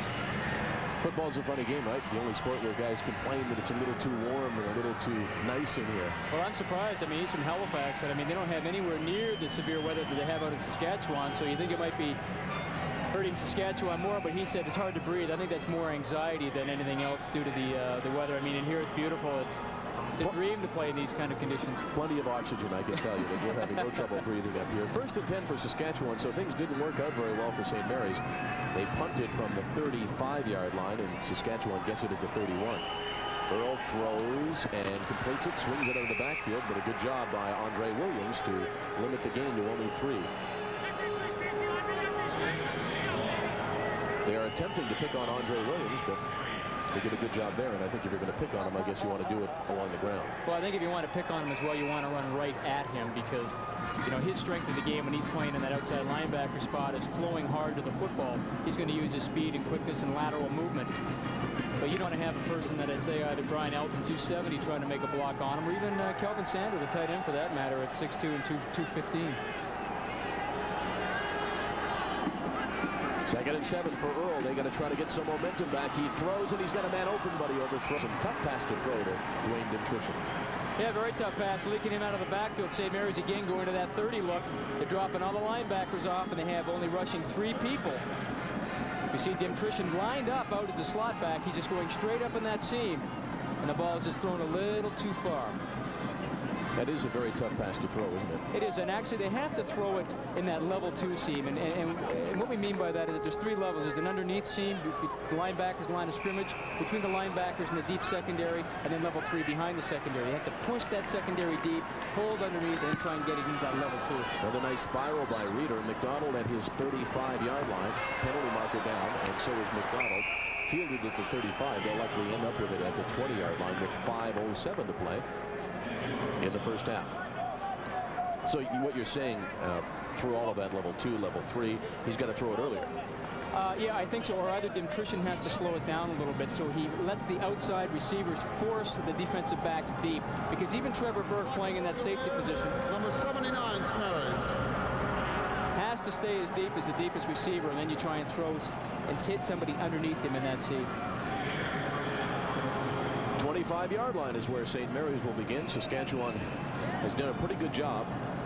Offensively, it was a great first quarter for David Earl, but St. Mary's has come back and certainly taken away the things that he was having success with. Good job so far, Saskatchewan defensively. Flynn's had the one big play, and now he's going to try to make another. He spins back. He's 20 yards deep, and now he goes even more. And it's picked off. Giebert read it perfectly. Giebert to the 23-yard line. I'll tell you what, Phil Giebert was waiting and waiting and waiting and hoping that Flynn would throw it back across his body inside. And I think Chris is a little dejected because he knows that he should not throw the ball back inside. Because that's when you have everybody's coming the other way, and he throws it here before he goes out of bounds, and Giebert just comes up from his safety spot and makes the interception. Giebert's been around a long time, 5 years. He's a smart football player. And he won the battle of wits that time. He followed Flynn to the left and all the way back to the right, and he just waited the right amount of time to pick it off, and he's given Saskatchewan excellent field position at the 24-yard line. They lead it 14-7. 4:18 to play. They're going to go with a reverse to Farthing, and he gets a block from Earl in behind. But still, he gets only to the line of scrimmage, and a penalty marker's down as well, so bad news for Saskatchewan on that play all along. Holding is the call against Saskatchewan. good block, push from the rear, 61, Saskatchewan. 2nd down repeated. Well, I think what they're trying to do, Michael, is they're starting to dictate a little bit. Take a look at the reverse. They pitch it up to Dimtrition, and he gives it right back to Farthing. And a nice block there by David Earl, number 8. But it took a little long to develop, and St. Mary's did a very nice job with David Houston, number 25, coming across and making the tackle on Dan Farthing. Referee said 2nd down repeated. It's 1st down repeated. 1st and 20. 33-yard line. Quick pass, Earl to Farthing. And he couldn't field it on a hop. Well, let's get back to talking about St. Mary's defense. I think that they're getting Saskatchewan in situations 2nd and long, and now they're starting to dictate. They can do the things that they want to do on defense, and they're forcing Saskatchewan to get away from what they're doing very well in the first quarter, which was running the ball and getting 8 or 9 yards in first down. The story of the first quarter was their ability, Saskatchewan's, to dominate the St. Mary's front 7. Second quarter, it's been a different story. 3:34 to play in the second quarter. 2nd and 20. Wouldn't be surprised if they kept it on the ground. They fake it. Earl wants farthing deep, and he's got him open, but it is picked off by Trevor Burke. Penalties down in the backfield. Burke is down at the 20-yard line. I think it'll be holding against Saskatchewan. Legal use of hands. 64, Saskatchewan. Steve Klein. First down. Trevor Burke's third interception in 2 weeks. Well, bootleg action. They bring Earl back over here to the left. Now he's looking, I thought he was looking at farthing, but now he tries to throw it back inside, and he overthrows 76, Kelvin Sander, the tight end. St. Mary's gets a break and picks up 4 on first down, and will be second down and 6. Been a lot tougher for David Earl in this second quarter as far Earl's statistics so far. They look like this, and boy, he came out throwing the ball exceptionally well. Right now he is 7 of 12 for 94 yards and the 1 interception. But he's missed 3 of his last 4, and the 4th was an interception. Second and 5 for St. Mary's. Plenty of time left in the second quarter. 3 minutes right on. Let's see if Flynn throws it a little quicker than he did before. He does, and he lofts it out for McDonald. Brown's right there, but so is the pass. Errol Brown looked back, and he just never made a move on a well-thrown pass. No, that was perfectly thrown pass. He threw it early enough, and he just had that fade outside. Then just takes that 3-step drop, and now he just pumps it up deep outside. The number 80, Ian McDonald. And Errol Brown did not know where the football was in that play. Ian McDonald with another big catch in his 5th year. He has had another fine season, 25 receptions. First and 10, Flynn. He's got a man open. It's Nealon, but it's over his head. That's actually the second time that he's had difficulty throwing that pass. Yeah, but this time he threw it a little too hard. He had the nice tight spiral on it. So it looks like his arm has loosened up a little bit as the game has gone on here in the first half.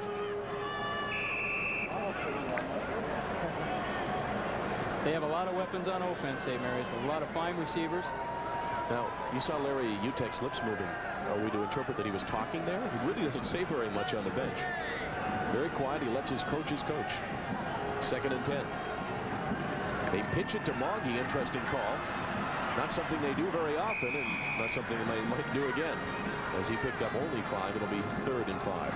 Well, they're trying to get Saskatchewan in a pass posture defense.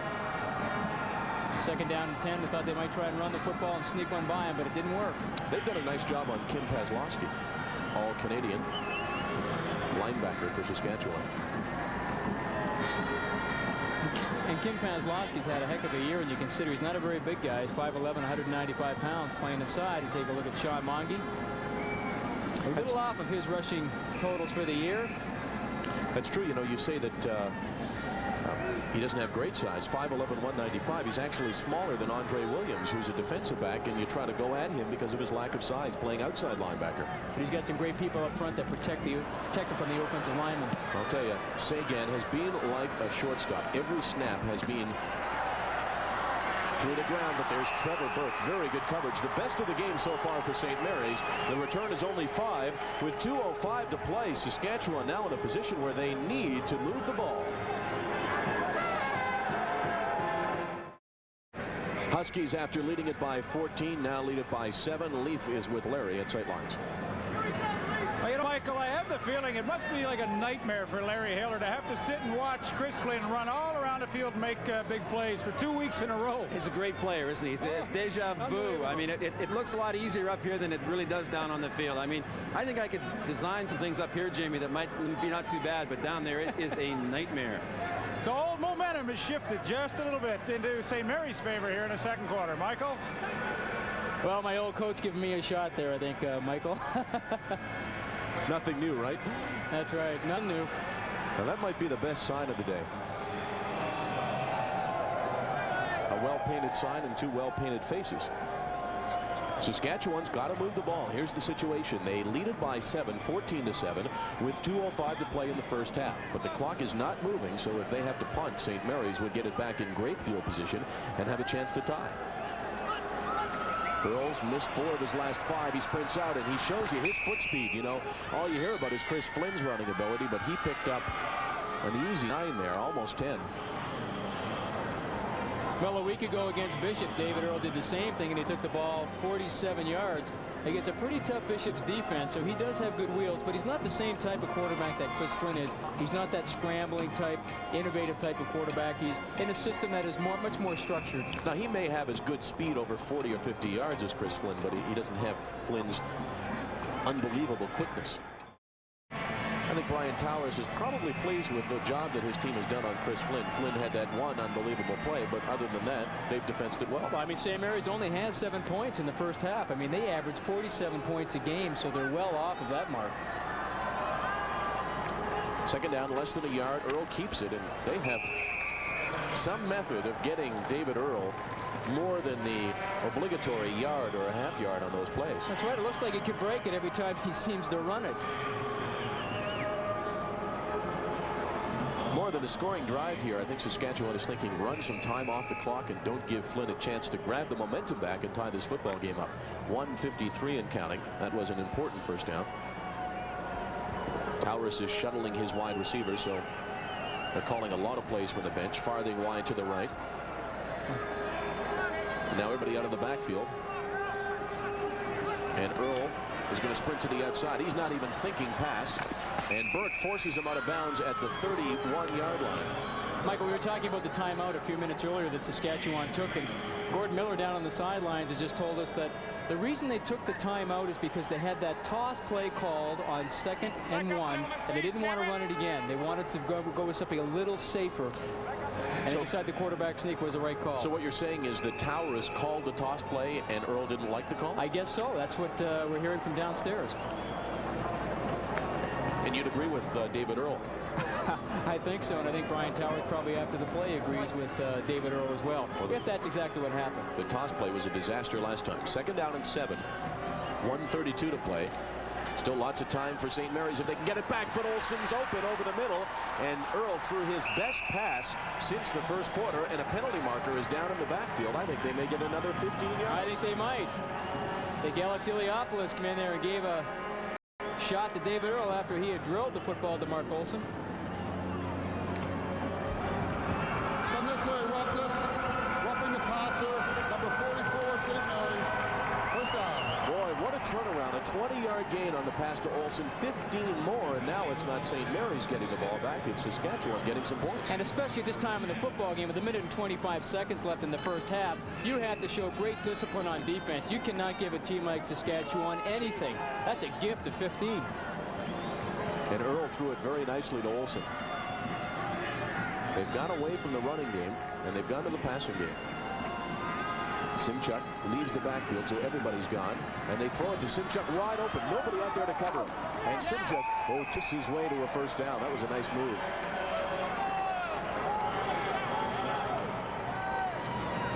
Well, St. Mary's are playing a little more zone right now because they're trying to protect their end of the field. And they're just leaking Simchuk out into that flat area, letting everybody drop off and getting him the ball and letting him turn upfield. You see the spear right here by Iliopoulos. You cannot lead with the head in football. Cannot be the initial point of contact. But I don't think you can lead with anything that late in the play. The ball was well gone. Okay, Earl looks for Dan Farthing, then flips it out to Simchuk. This time Williams is there, but Simchuk breaks the tackle and tight ropes down the sidelines. What a play by Rob Simchuk. And he gets out of bounds.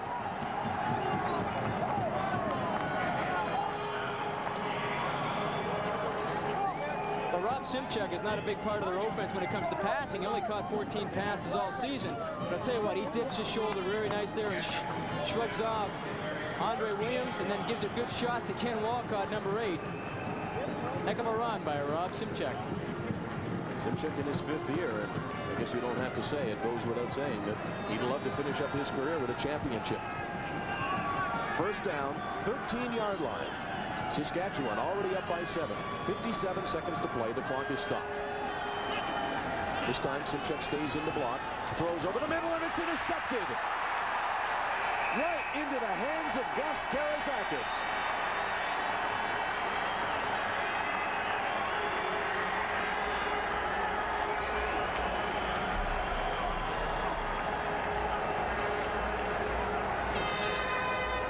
It's tough to win football games when you're turning the ball down in the other person's territory.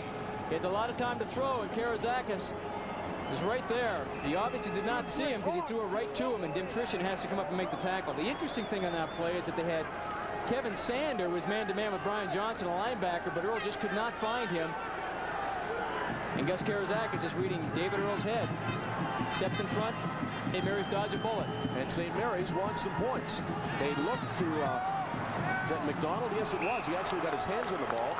And that was the first time that they showed that formation, McDonald and Nealon on the same side. And that was nice coverage by Errol Brown, because they were trying to run a post inside with Nealon, and then they take McDonald on a little bench out and up, hoping to influence Brown enough that he could not get back and take the proper angle and stop that play. But to Brown's credit, he did a nice job.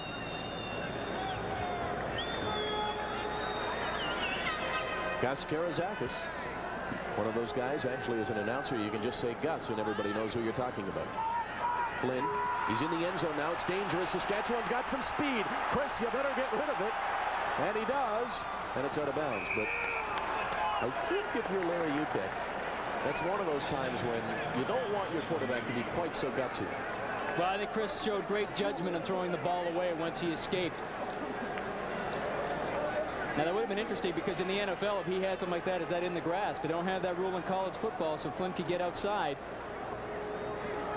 And he has McDonald downfield, and he just throws that one away. He did have McDonald. Now, this is a time when Saskatchewan, I think, should come after it, because they haven't been able to get a clean snap back to Dana Sagan yet. They've got to have to maybe find a way to get Errol Brown back in the game. No, they don't come after a rush. Sagan, another nice kick. He has kicked more spirals than his quarterback has thrown. And St. Mary's does a very nice job of stringing that out. You can see what it was. It was return right. But St. Mary's had it well covered. Brosseau and Burke were down there. Trevor Burke, keep mentioning his name, and another shoestring tackle. But one of the truly great players in CIU football. You know, that's an important play. They kick from their 13-yard line, and Saskatchewan has to scrimmage all the way back at their 50. Still 25 seconds to play, so that's an impressive job of kicking for Sagan, first of all, and then covering it. No, he's done a nice job today, because you say it always has to be a little bit of anxiety when the ball's bouncing back to you as a punter. But he hasn't let it bother him, and Saskatchewan haven't come after him. 23 seconds to play. Clock won't start until the snap of the ball. Earl throws, and he overthrows Simchuk, who was not covered on that play. There was no defender on Rob Simchuk.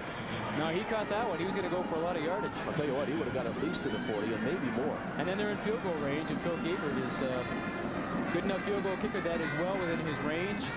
19 seconds left in the first half. That's the hardest thing sometimes for a quarterback, Michael, when you come out and you see a receiver so wide open. You want to hand it to him, and you can't. You have to throw it to him. You know, you just want to be you want to be so dainty with it, and you can't play like that. You have to just put it right on the numbers. 2nd and 10. Earl's going to go to the air. He's got lots of time, and he throws, and Sander is overthrown, and then it falls at the feet of Blackburn. And with 15 seconds to play, Saskatchewan will be forced to kick it. I don't think I've ever been able to say this before with St. Mary's, but this is a defensive battle. Yeah, it's hard to believe, isn't it? I mean, they haven't been in very many tight football games, with the exception of last week when they won by 1 point, but still there were a lot of points scored. You go back to the second game of the season in the AUAA for St. Mary's when they were beaten by Mount Allison University. They only scored 9 points in that football game, a game in which Mount Allison won 16-9. Okay, now St. Mary's shows rush here. Only one man back. They're going to go after him, and they're not going to come close, as Saskatchewan went on the fast snap and a good kick by Reeder. McDonald gets a crunching block by Matt Nealon. Nealon just leveled number 46, Kyle Dirksen. And that's not surprising considering the way Matt Nealon plays wide receiver. He is an aggressive player. Well, Larry Utek said if he wasn't a very good wide receiver, he'd have him play linebacker because he loves to hit people. Just 5 seconds to play. And I don't think anyone is assuming that Chris Flynn's simply going to go down on one knee and run it out.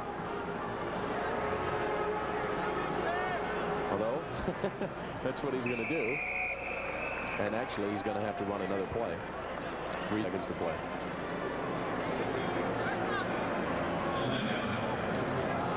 I'm impressed with the Saskatchewan defense, the job they did, besides the 7 points, which is, of course, most important. They did a good job of taking away the big thing for Chris Flynn, so maybe they do have the right defensive strategy considering their personnel. I think they do. It's worked out pretty well for them. They've held the most explosive offense in Canada to only 7 points in the first half. But we've got a football game, no question about it. Saskatchewan led it 14-0 very quickly. Then the big turnover. Greg Ferrand stole the ball from Dan Farthing. Farthing coughed it up at the 35-yard line, and then Chris Flynn took over, scrambled around, and made a great toss to Matt Nealon. As a result, at the end of one half of play in Vanier Cup 26, the Saskatchewan Huskies, back for the second straight year, lead the St. Mary's Huskies by a score of 14-7. We've got a lot of things planned for the halftime, and we'll get to them when we return to the Sky Dome in Toronto. First half, the statistics look like this. Saskatchewan dominant. 17 first downs to just 5 for St. Mary's. They outrushed them, they outpassed them, but they also out-turnovered them.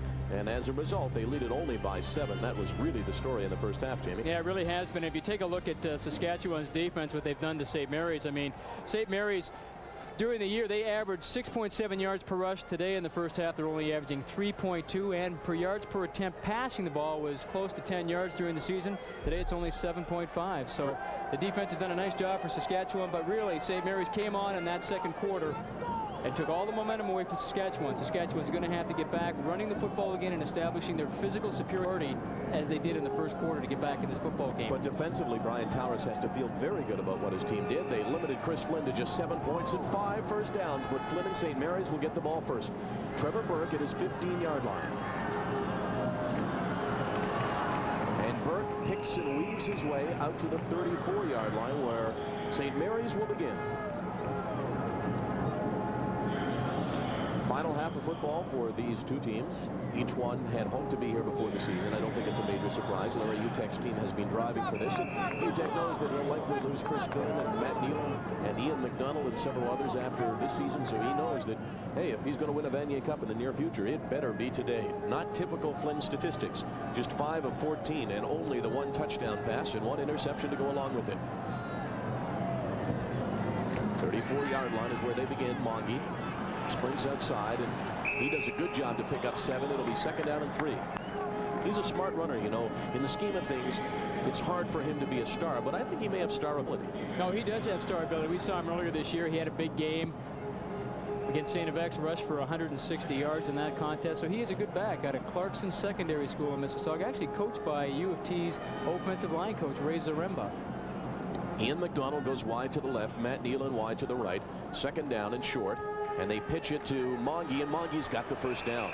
Boy, they like to run left in behind McLean and Korecki. Errol Brown went down late in the first half. What's the word on him, Gordon? Brown has a medial collateral knee sprain. That's a ligament in the knee. Now, the training staff says he will be out for at least the 3rd quarter and possibly the rest of the game. Now, Jason Hewell, a rookie, draws in, and Matt Nealon, the outstanding wide receiver for St. Mary's, may be able to take advantage of that. Huell is on McDonald, so they have made some shifts in there. They have actually changed the scheme of their secondary and swarming all over Anthony Williams. Big play there by John Kalmakoff. Now, as for St. Mary's, with their great season, they averaged on the ground 6.7 yards, half of that today. Average per pass completion is a little bit better today, but only on a limited number. As for the Churchill Bowl champs, Saskatchewan, on the season, they rushed the ball for 5.5. Today, just over 5. And their average pass completion is very similar. So Saskatchewan about right on target. St. Mary's underneath it. 2nd down and 11. Flynn wants the screen to Mongie. 3 blockers in front. Let's see if they do their job. And they do, and so did Mongie, beating Jason Hewell. And he turns it inside, and he's still going. Sean Mongie. They get a 20 and a first down.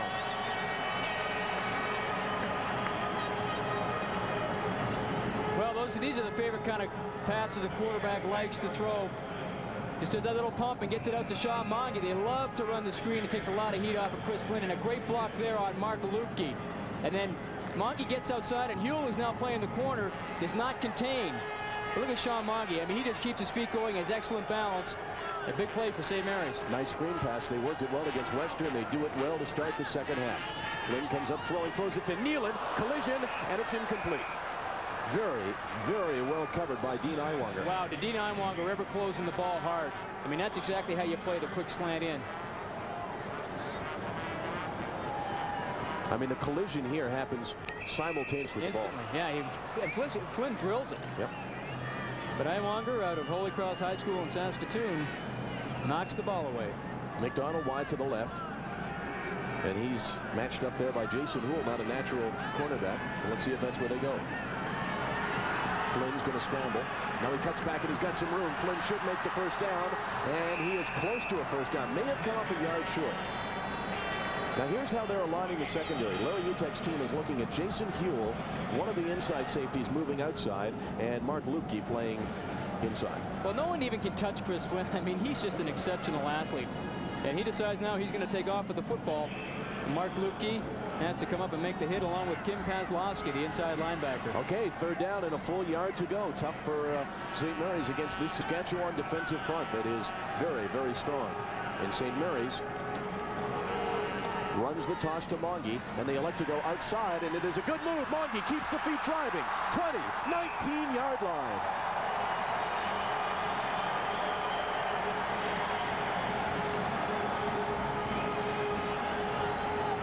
Well, you have to know in third down in one situation, who are they going to run to whose side? They're going to go over to Richard McLean's side, number 52, the All-Canadian. And you can see he's just manhandling Don Bristow, number 68. And Sean Monge just sneaks through. And if it wasn't for Phil Giebert, it would have been a big play. An impressive drive, basically all from Monge. Once on the screen pass for 20, and there on the ground for 18. First and 10 for St. Mary's. They go backside to Matt Neal, and he's got his man beat. And a diving attempt. Well, from up here, it didn't look like he had to dive, so it looked like he might have caught his foot. Yeah, I thought he tripped on that play. Just when he was going to bring it in, it looked like he fell. But that was a nice matchup, Nealon against Jason Huell. And Nealon beat him to the post. Let's see, does he fall here? No, I think he tries to go for the dive, yeah. Just a little overthrown. Nealon goes back top of your screen. That's where he spent most of the game. McDonald wide to the left, 2nd and 10. Flynn wants the screen, and he's got Calvin Scott this time. And it's well set up. Scott inside the 10, and Calvin Scott has got a first down. Well, you know what's kind of surprising about this, Michael, is that if you're Saskatchewan and you're saying, let's not go for the sack on Flynn, then people shouldn't be penetrating as hard because they're just sliding their backs outside on the screen and they get 3 people in front. And I mean, he's going downfield 10 yards before he meets anybody with an opposite color sweater on. Scott seems to be hurting, but he did the job. He got it inside the 10 to the 8-yard line where St. Mary's has first and goal. They've got a chance to tie it. And again, McDonald wide to the left. He's number 80 at the bottom. Jason Huell, not a natural quarterback, covers him. Flynn looks for Matt Nealon in the end zone. He's got Nealon wide open. Touchdown. Post corner. They've lived on that play for 4 years.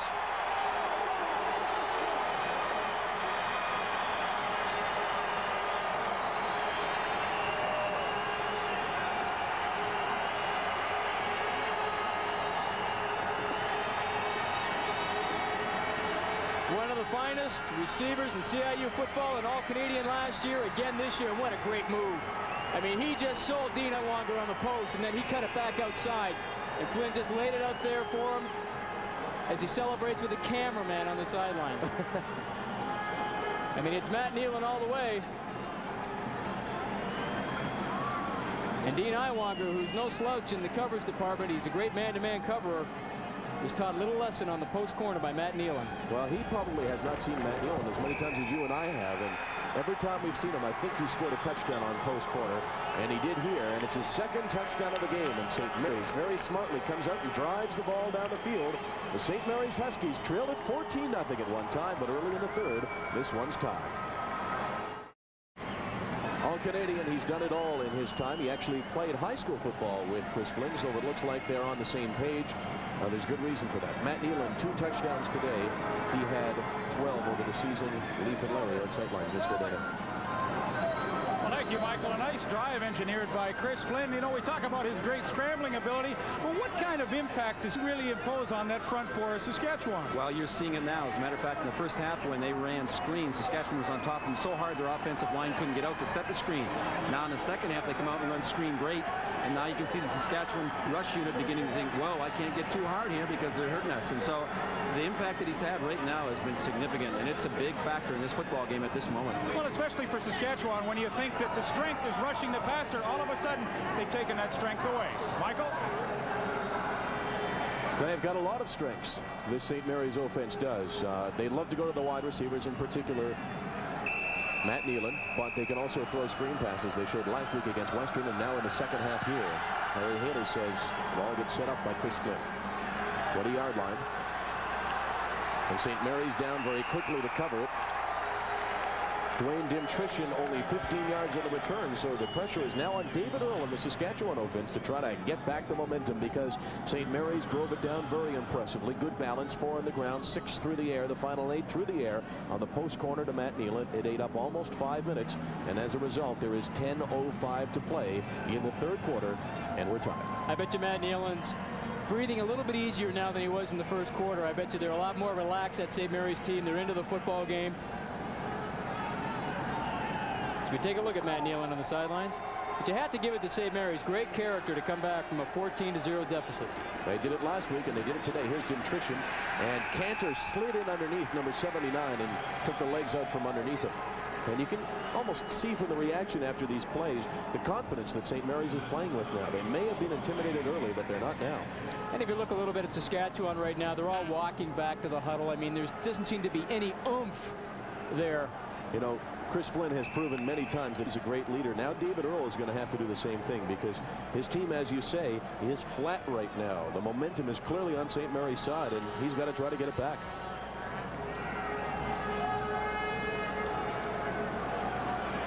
Second down and 7. 38-yard line. Earl's going to go to the air, steps up, throws, and a nice pass, and he should have a first down depending on the spot. Yes, he does. Completes it to Olsen, and Olsen's been his favorite receiver. Well, I can see why they had Dan Farthing inside for so many years, because they really are an inside passing team if you take a look at Saskatchewan. And David Earl does a nice job to find Mark Olsen, steps up and delivers it. You can tell Olsen, for a first-year player, does a nice job, knows exactly where the first down marker is, and makes sure that he gets enough yardage to keep the drive going. Dan Farthing comes wide to the right. Ken Walcott's there. Walcott, an outstanding cornerback. They pitch it to Dimtrition. St. Mary steps up and covers it soundly. McIntosh, number 14, is right there.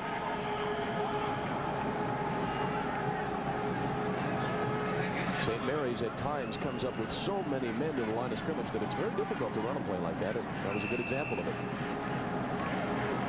Their attitude is try to beat us with the pass, particularly against a team like Saskatchewan that likes to run the ball. They did it last week against Western. That was their attitude. And the Mustangs made them pay in the second half, but still there was that miracle comeback. Second down and 11 for Saskatchewan. Earl steps up, throws. He's got Farthing beating his man by 5 yards. Dan Farthing to the 25-yard line. Farthing simply beat Houston on the corner. Well, that's a mix-up in coverage, because he was way behind Houston. I think they're in a zone coverage. We're going to take a look at it from up top. As David Earl throws it out, it's a good job by Earl to find him. And you see Houston chasing him down the field, McIntosh and Houston. Now something has happened. Scenarios. Ian McDonald, number 80, is in the football game. Yeah, actually, that's right. It was Ian McDonald, number 80. Ian McDonald, the wide receiver, is playing corner. I'll tell you what, it didn't take long for them to find him. We did not see him come into the football game. They didn't take any time to go after him, and he got fried. Surprised that they would put a guy like that on the corner and not move someone from the inside. Here's Earl dropping back to pass. He's got a man wide open. Prokop in the end zone, and it's overthrown. He went out and up on McDonald. Oh, yeah, they're going after McDonald right now because they had McDonald twisted around. I think McDonald's lucky he had a little bit of help coming over from inside, and David Earl threw the ball a little bit long.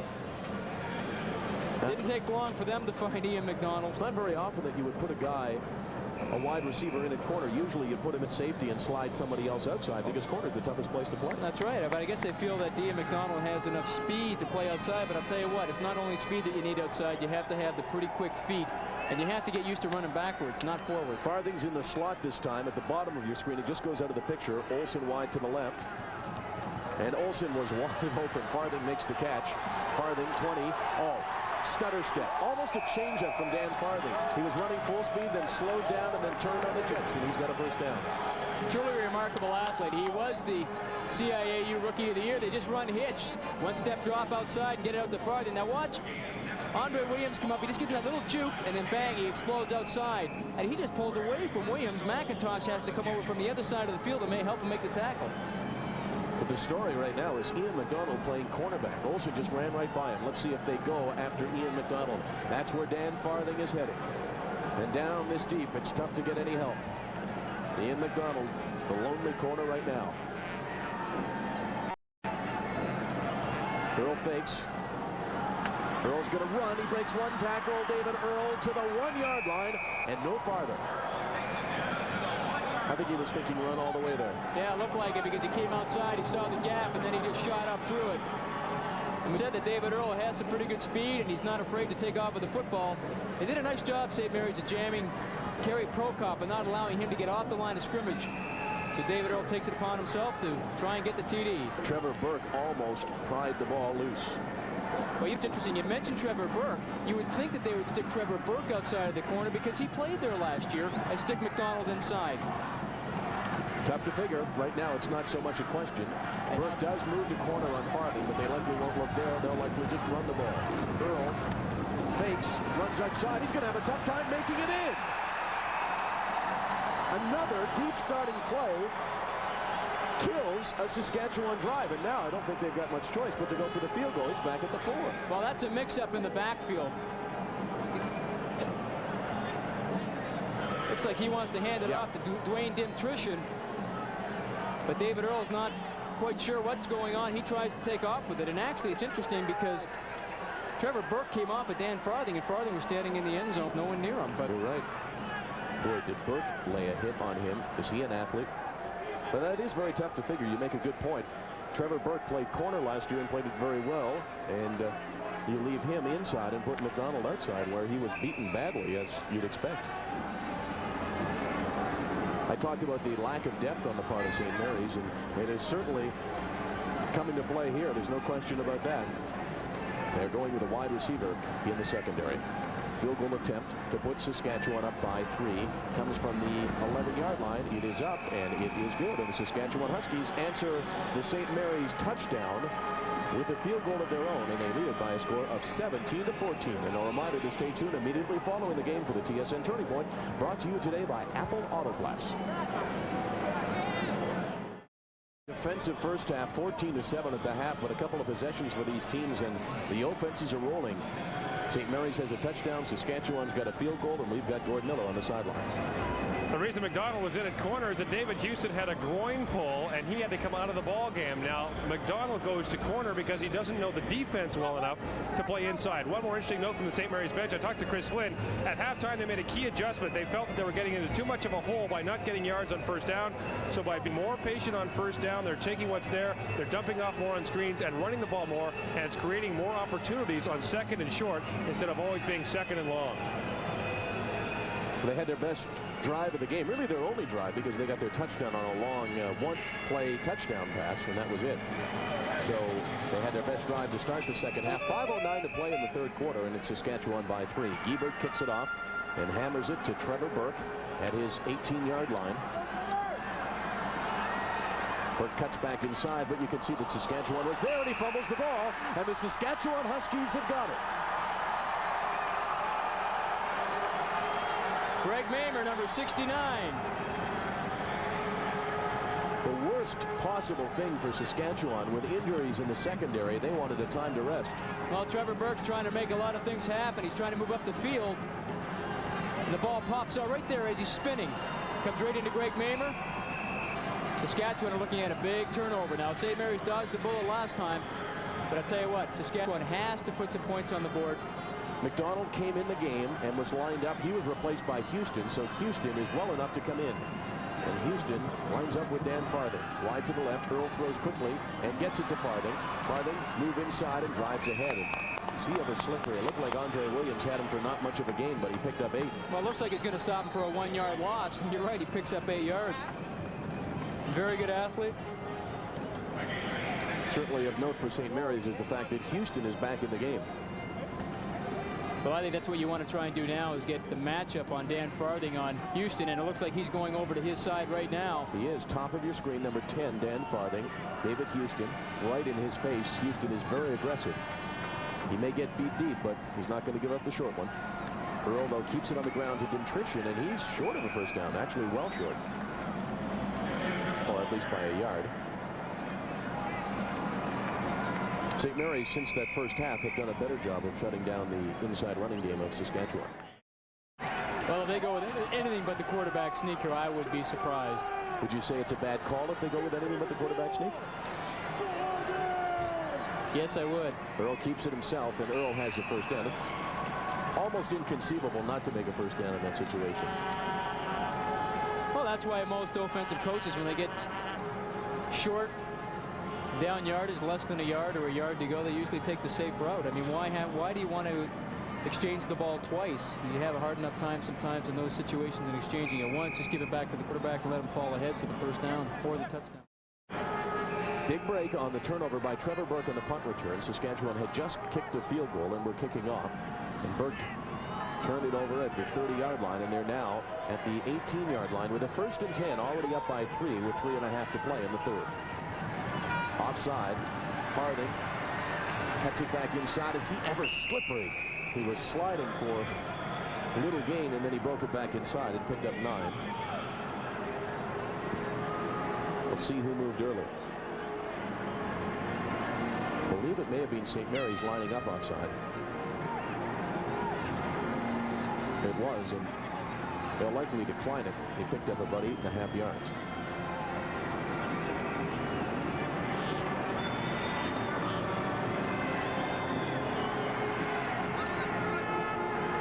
Watch on the replay. I think it's... Yeah, you can see he's lined up offside on the top right of the screen. Offside. 44 St. Mary's. Decline. Elikiliopoulos. Farthing's real slippery, isn't he? Now, you said something last year when he scored that great touchdown run. You said that he makes his body... I don't remember exactly how you said it. Well, it's almost like Jello. I mean, there's no resistance. You just go with the hit. But in that play, he made a nice job to get inside of Gus Karazakis. Farthing goes wide to the right. That's at the bottom of your screen. You can just see him, number 10 in the picture. Simchuk and Dimtrition in the backfield. Here's Dimtrition, and there's McIntosh underneath to make the tackle. He's done a nice job of supporting the run, number 14.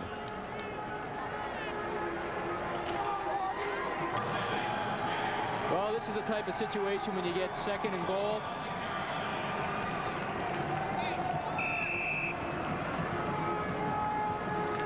It is 2nd down and goal to go, 6.5-yard line. This is where you want to try and roll out and make something happen. Either run bootleg action, give the quarterback a chance to get outside and give yourself a couple of options. I see he throws it pretty fast to Dan Farthing. Actually, it's 1st and goal. There's Simchuk over the middle, and Simchuk down to the 1-yard line. Now running the inside trap with Rob Simchuk. St. Mary's saw that a few times last week. And they handled it better last week. Take a look at Cal Hobbs, number 44. Boom, he kicks out of Paul Tonnett. And then there it is again. Don McIntosh has to come in from his halfback position to make the tackle. Now Walcott comes out of the game, number 8. So they're having real problems with injuries. Burke moves to the corner, but it's 2nd down and goal from the 2-yard line. And Simchuk driving ahead, and is he in the end zone? No call, which means no touchdown. 3rd down and goal from the 1. Well, down along the line of scrimmage, everybody wants to get low, and you'll see Rob Simchuk not quite into the end zone. 3rd down and 1. They are tough down near the goal line. Ball comes out to the 1-yard line. They lead it by 3. 1:25 to play in the 3rd quarter. And Brian Tower says, let's go for the 10-point lead. St. Mary's stacks it up with all kinds of players up the middle. Earl Simchuk does not make it into the end zone. He dropped the ball, but it doesn't matter who gets it because he didn't score. A great stand by the St. Mary's Huskies, stopping Simchuk twice, and they've got the ball at the 1.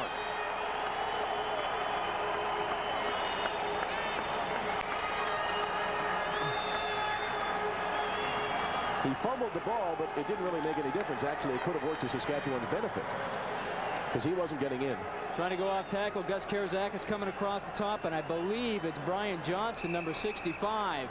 Iliopoulos had a hold of him, number 44, and Johnson came up high and stuck his helmet in there and made a fine play.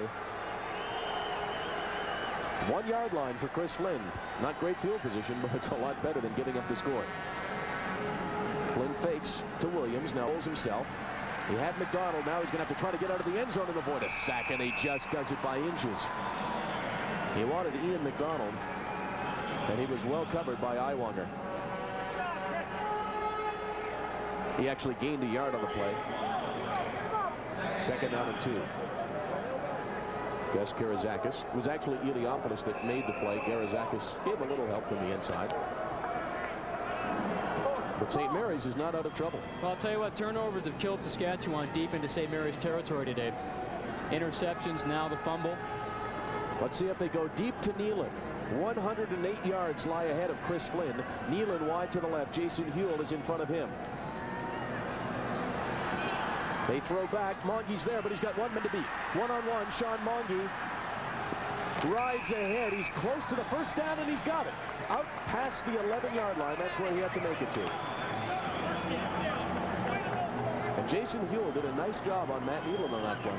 Well, one of the nice things about St. Mary's offense and what helps Chris Flynn is that whenever he gets in trouble, they always slide Monge out to the wide side of the field, so he always knows that he's there. And Dan Dewar, the only guy out there, does a nice job to make sure that Sean Monge does not take it any further. Both teams have had to contend with losing a cornerback. Jason Huell's in for Errol Brown. Brown did not play any of that third quarter, which has come to an end. An entertaining third quarter that saw St. Mary's score a touchdown and saw Saskatchewan have a field goal, but Larry Utek's team, I think, is very satisfied that Brian Towers went for it on 3rd down and goal and could not make it. And that big defensive stand, Linz right now, is the biggest play of the game. 1 quarter of football or more to play. Brian Towers' Saskatchewan Huskies lead the St. Mary's Huskies by 3 in the 26th annual Vanier Cup. Live from the Sky Dome on TSN, this is the championship game.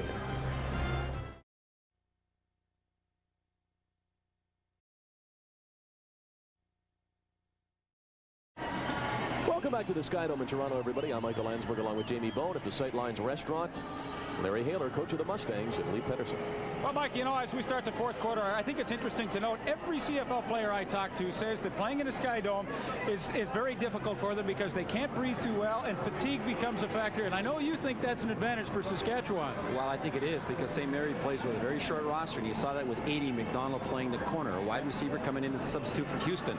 And they play with a short roster, and it's very dry, and the water they consume is enormous. So it's a factor, a very big factor. All right, Larry. Michael, should be a great 4th quarter. Thanks, Leaf. You see Leaf on the CFL broadcast with John Wells, and you see Larry Haler on the sidelines. In Vanier Cups in the past, he was here last year, and he was the winner. He's the coach of the Western Mustangs.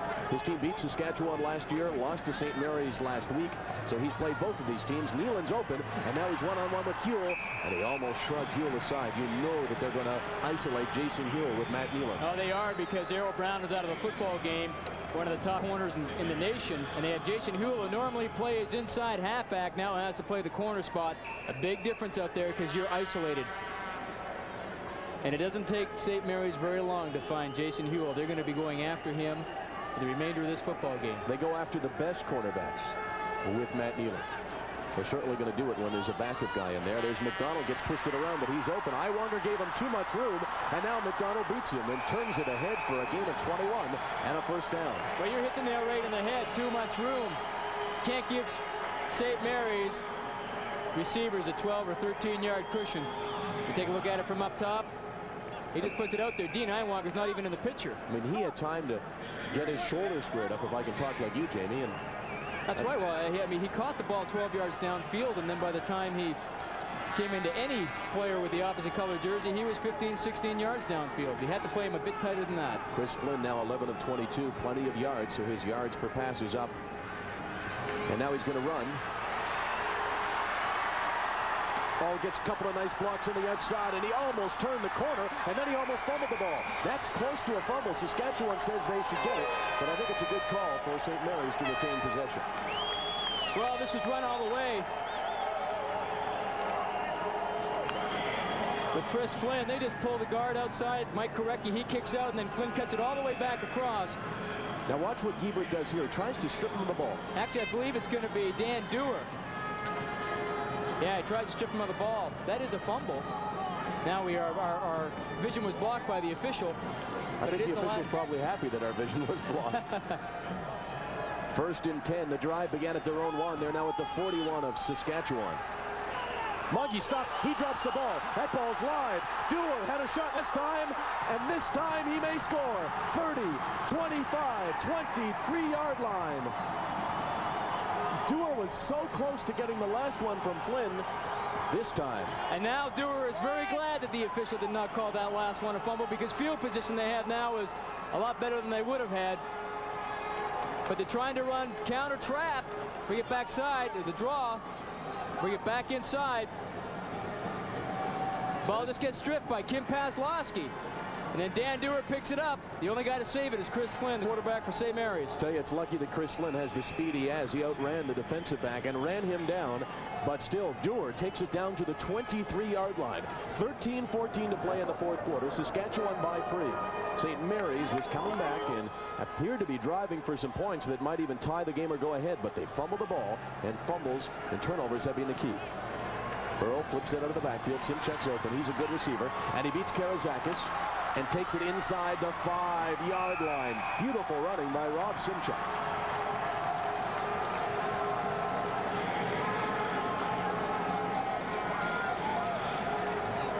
Well, that's one thing about Rob Simchek. He's the type of back that you're not going to take down with just hitting him. I mean, he's 5'11", 190 pounds, pretty stocky, but Gus Karazakis just tries to give him the old shoulder, the chicken wing shoulder, and that's not going to do it for you. He's a tough, tough running back.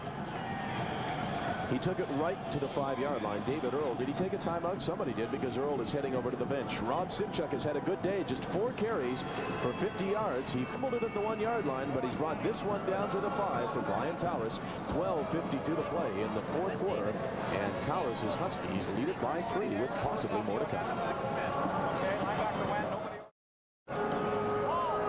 A look at a more than just a little bit concerned St. Mary's bench, because the Huskies trail it by 3, and Saskatchewan's in a position to go up by 10. They had the ball, 1st down and goal from the 5-yard line. 12:52 to play. St. Mary's had a splendid drive going. It started at their 1-yard line, but the fumble by Moggy, and Saskatchewan's in great position. And Earl keeps it himself. Now that's a play you were calling for on 3rd and short. Interesting, on 1st and 5, they go with it. Well, you see what they're trying to do is they get everybody at man covered, St. Mary's, and they try running all the backs out of the backfield. And they try and spread everybody out, thinking that they're going to try and throw the football. So the linebackers are man-to-man on the running backs. They should get those linebackers out, and then Earl's thinking I can squeak through that little hole. I may be wrong, but I think they have to pass to get it into the end zone. We saw against Western last week, they're real tough at their goal line. Yeah, they are. Or I think what we said down here earlier, they have to give some type of play-action pass and get Earl outside, because he does have the speed that he can take it in himself, but you want to give him the option. Everybody out of the backfield now. Earl keeps only Simchek in to block. Looks into the end zone. Now he's going to try to run into the end zone. David Earl, touchdown.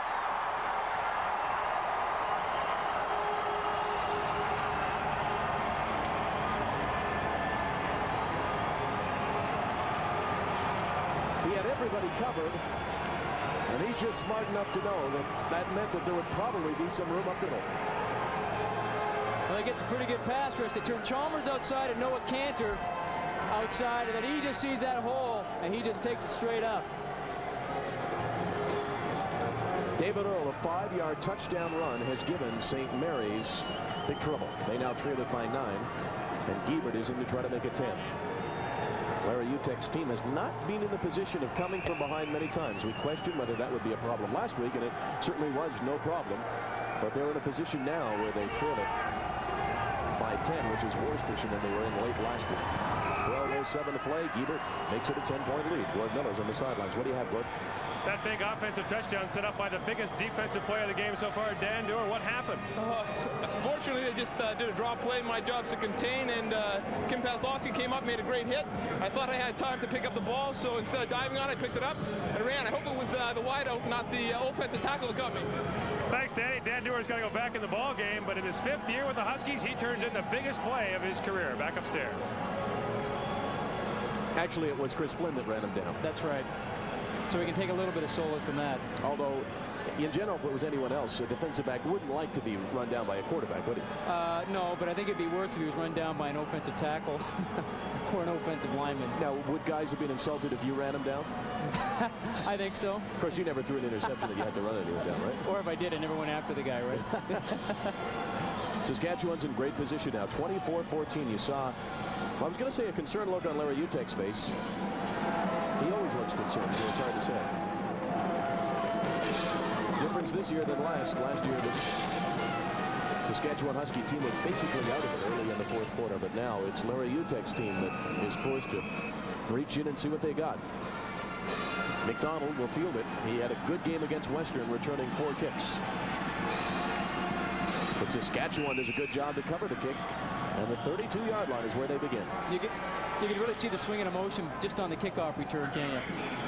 Scoring drive was set up on the Dewar fumble recovery. 3 plays, 2 on the ground, 1 through the air. The key was the 5-yard run by David Earl for the touchdown. And Saskatchewan now leads by 10 with just over 12 minutes to play. Errol Brown will not be back in this game, so if there's something that St. Mary's can focus in on, and there certainly are a lot of things that they can focus in on with their outstanding ability to score points. As you can see what David Earl has done on the ground, it's the fact that there is a makeshift secondary in there. They've lost the starting cornerback, and that's got to be a coach's worst fear, is to lose a cornerback. Yeah, because you're so isolated out there and all alone, and I tell you need some.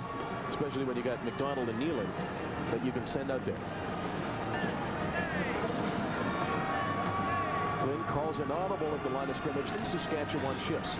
Here's Monge, and Monge's, well, his gain is only 4. It'll be 2nd down and 6. Now, I noticed what Saskatchewan was doing there. Flynn took the mouth guard out, make the call, and then they went and shifted. That's it, exactly. We talked about that last week and how Western's defense, or any team that actually plays defense against St. Mary's, should not do anything or show anything that they're going to do in a preset until Chris Flynn puts that mouthpiece in his mouth, because he doesn't put his hands underneath the center, and everybody knows that you can't snap the ball until, and you see them shift down there again.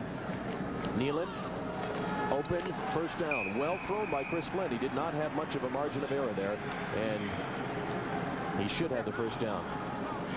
You see Chris Flynn, and they played 2 plays ago calling the audible. Now the defense doesn't have to get ready to play until he puts his hands underneath the center. Now he can't do both because he has a mouthpiece that hangs from his face mask. Most quarterbacks, you saw David Earl earlier, they have a mouthpiece that fits in there permanently throughout the game. They don't take it out. Why would Flynn use that? I'm not sure why, just a personal preference, but it has an effect because they shift again. They do. As soon as he puts it in, they shift. Flynn looks, feels a lot of pressure, now throws it, underthrows it for Matt Nealon.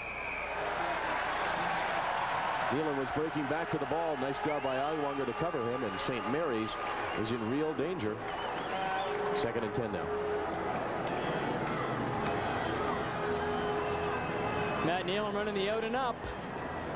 Trying to get the ball deep to him, but actually pretty good coverage from the back. Dean Iwanger was baiting, I think, Chris Flynn on that one. But the out and up can't really work very well if the guy's playing that far off the ball. That's exactly it, yeah. Dean Iwanger's not biting on anything short. Don't be surprised if they come right back to Matt Nealon. That's him, number 70 at the top of the screen. Flynn looks, it's a screen pass, and Saskatchewan does not shut it down. I thought initially they were in good position, but the screen works again. The only blocker leading the way was number 42, Mike Korecki. Well, they run the slot back screen this time. They have all the motion going to the left. They leave Anthony Williams in from the backside. Then he pump fakes it and puts it back inside to Anthony Williams, and he gets a 1st down. No huddle offense. First time that we've seen that from St. Mary's. 1st and 10. 44-yard line, 54-yard line. Nealon's wide open. Now he's going to try to beat Heel one-on-one, and he does it enough to pick up a 1st down.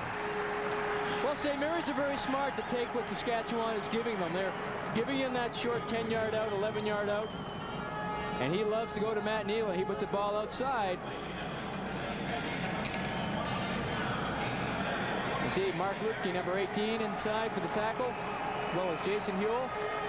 Flynn now calling everything at the line of scrimmage, and Huell is way off Matt Nealon. They got to go for the quick pass here. It's a screen pass, almost intercepted. It is.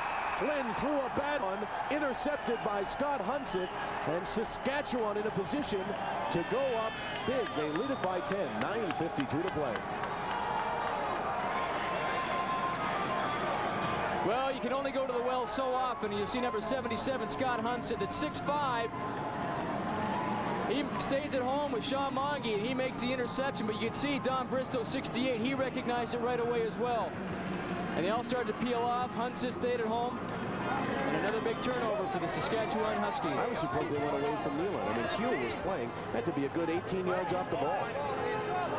Well, the screen was working pretty well as well, but I guess you can't go to it too often. Past tense is the way you talk about it, working pretty well. It didn't work there, and as a result, Saskatchewan's got a 10-point lead and a chance for more. Dimtrition to the outside, and he picks up 9.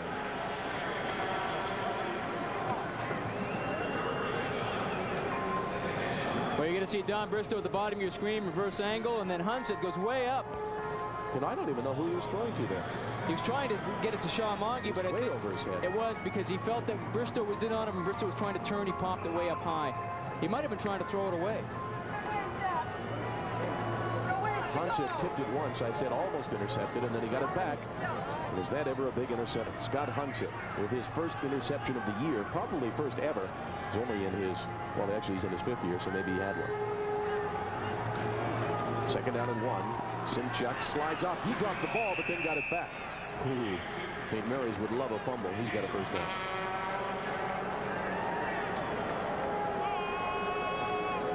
See if he loses control of the ball here. You know, trying to run trap inside, exiting it with Cal Hobbs. Nice job. Nope. By St. Mary's, but not enough.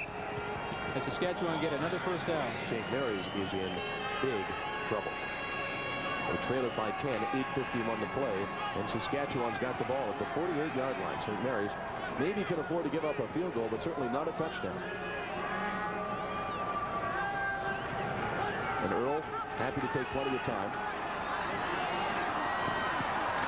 Dimtrition cuts back and picks up 5. It'll be 2nd and 5. McIntosh did a nice job to string that one out as well. The thing that's killed Brian Towers' team so far is turnovers, and you imagine he's going to be fairly conservative now. I think so. I think the running game is back on track. I mean, they're very happy with that. If you can get 4 or 5 yards, 5 yards anyway on the first down, causes all sorts of problems with defense, because now you can either run the football, you can throw it, you can do a lot of different things. It opens up your offense. Farthing wide to the right, Walcott's there. That's a good combination, a good matchup. Keep it on the ground. Dimtrition follows Simchuk, and Dimtrition made it to the 40-yard line, but he's about 1.5 yards short. And here's a tough call by Brian Towers. The line of scrimmage is just inside the 40. It would be a 47-yard field goal, so likely too long. And Towers has got to make a call here. I wouldn't be surprised if he took a timeout and talked about it. That's what he's going to do. Biggest call of the game so far, because 3rd down gambles have not worked well. You told me it's a yard last year. 2 yards. How far is it? Exactly. No, exactly. How far, Danny? All right. Tell these guys to go get While this Brian thing. Towers ponders it, Lee Pedersen and Larry Haler standing by. Well, Michael, I think this is the first major decision for Brian Towers this afternoon. Larry, you were faced with the same problem last week. What do you do? Well, you know, I think I'd go right here, but you know, the truth is, it's a lot easier here than there. This is not a tough call. No, it's an easy call. Brian, you got to go for it. Michael?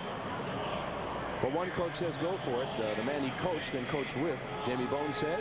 Well, you have to go for it as well, because ball control is everything at this point in the football game. With 7 minutes and 30 seconds left, you do not want to get the ball back into Chris Flynn's hands. You have to control it. It's a big play in the football game. So you're saying don't try not to lose it, try to win it. That's exactly it, Michael. This is it. They lead it by 10. 7:31 to play in the regulation portion of this football game. But there will be no overtime. if Saskatchewan can keep this drive alive. They need about 1.5 yards. Simchuk and Dimtrition in behind Earl. The right guard moves early. This is a freebie for St. Mary's, and they don't get it. They can decline this penalty, and St. Mary's would take over on downs. Illegal procedure, Saskatchewan, decline. First down, St. Mary's. If the Saskatchewan Huskies don't win the Vanier Cup, the thing that will have killed them is not first down, second down, but third downs. Okay, well, you can see right here, they're outnumbered. They got 1, 2, 3, 4, 5. But take a look at the people in here. They've got 4 across here. They got 6. Now, Hobbs is going to be the guy who moves offside inside here.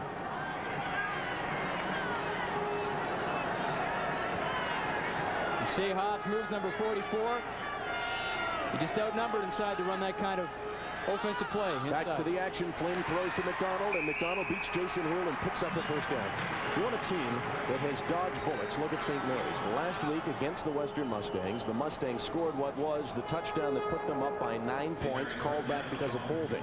Here, Saskatchewan is driving for a touchdown that would put this one out of reach, and they hold on again, so they're still alive. But you make your own breaks on those kind of plays, because third down and 1, they did not get the first down. Saskatchewan was hoping, whether or not they had the penalty or not, they wanted the penalty because they would like to kick it away. Inside handoff to Anthony Williams, and he is swarmed over. Scott Hunseth all over him. Hunseth, a force in this fourth quarter. Clock continues to roll. Hunseth had 5 sacks, number 2 on the team. 6'5", 240 in his 5th year. Well, he did a nice job there because they're trying to run counter and they're trying to pull with Korecki and McLean. As soon as he saw the guard and tackle try to pull, he shot through that gap and did not allow Anthony Williams to get into the hole. St. Mary's needs to score twice. They trail it by 10 with 6:15 to play. The matchup they want is McDonald against Huell. They come back to Nealon, and the pass is knocked away, and they're going to call pass interference. I can't figure that out. I thought Iwanger made an outstanding play. Well, I thought he made an outstanding play as well. And we're going to take a look at it and be the judge home. Going on the square out all the way.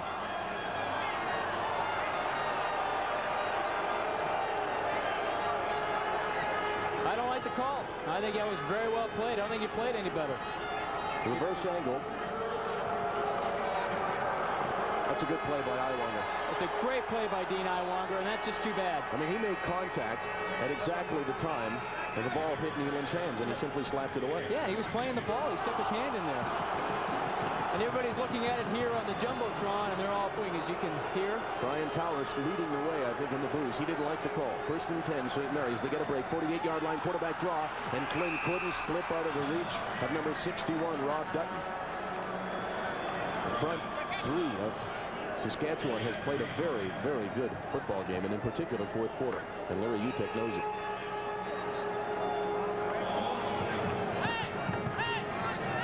Flynn went into the hurry up before for Larry Utek, and 5:28 to play and the clock counting. Would you like to see him go back to that? I think so, because Tom is against St. Mary's right now with 5 minutes and 20 seconds left to go in the game. They have to get their offense moving. Nealon wide open for the easy reception, but he drops the ball. Nealon had it and dropped it, and Iwanger made him pay. Well, Matt Nealon was looking at what he was going to do after he caught the football. He started to look upfield. Now watch how when the ball comes, he takes his head off of it and he starts looking upfield. I think he heard Dean Iwanger coming in, and he just wanted to try and get the ball and try and cut inside, and maybe he could go with a big game. But it's a nice comeback by Dean Iwanger. Under 5 minutes to play in regulation. 3rd down and 7, and St. Mary's says, hey, let's go for it. Flynn feels initial pressure, then throws over the middle, and he completes it to Nealon. Oh, yes, the best, certainly most important pass of the game so far for Chris Flynn. Well, we talked at the beginning of the show. We said Chris Flynn loves pressure. He thrives on it. He can't get in more pressure situations than this in a big game. 3rd down and long. And he's got to get rid of it. And he just waits and waits and waits. You know he's going to Nealon all the way, and a great strike and a great catch by Matt Nealon. Dean Iwanger again right there. Ground level. Bistro thinks it's screen number 68, but he's going downfield with it. 3rd and 10. They dodge a big one there, 29-yard line. Flynn feels the rush, steps up, fakes, and is inside the 20-yard line. That's about where he had to get for the first down. May have come up a foot short. And now Rob Dutton is down, grabbing his knee. So St. Mary's somehow has found a way to stay alive. St. Mary's Huskies trail it by 10, but they've got the ball inside the 20-yard line with 4.5 to play. Rob Dutton's off the field. He's on the bench just in behind Gord Miller. Gord? Interesting, about 5 minutes ago, the Saskatchewan Huskies had kind of started their celebration after they scored that touchdown. They were high-fiving each other and getting ready to celebrate the championship, but all of a sudden, St. Mary's is right back in it. They're looking a little nervous right now. Second down and inches, and here's a play, maybe a free one for Chris Flynn to go one of his fine receivers. Nealon wide to the right at the bottom, McDonald wide to the left. And he fakes there, and he looks for Nealon on the post, and then goes to McDonald. Touchdown! Oh, yes, Flynn right on the money there. And have we got a finish? The Magic Man, Chris Flynn.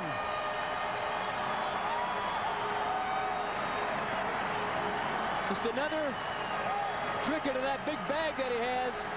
Ian McDonald, you just saw the ball, just go by the screen, perfectly thrown, lays out and makes the catch. And look where they went after. They went after Jason Huell, a safety playing corner, and Milan Kasic, a guy from the bench, playing for the first time this year. And Kasic couldn't get over. Was that his responsibility? Well, they were man coverage down, I think, at that particular time because Jason Huell was right after him the whole way. But they might have had the safety free, and you're right. If he's safety free, he's got to get back in the coverage and make sure that no receiver is deeper than he is. Well, there was one receiver deeper than him, and it was as there'll be a penalty against Saskatchewan, unsportsmanlike conduct. That'll be marked on the kickoff. And maybe one of the stories there was where Flynn was looking. He looked for Nealon all the way and then went back to McDonald. That might have influenced the inside guys. Yeah, that's exactly what happened there, Michael, because Chris Flynn is a smart player, and I think that was a great call in second and short because they ran play action pass, they had man coverage, and boom, he just took it up top. You just knew it was coming, didn't you? Second and inches, teams down by 10. You got the biggest gambler of all times at quarterback, and yes, he went to the air. And it's 24-21, 4:04 to play, and I should say to play in the regulation.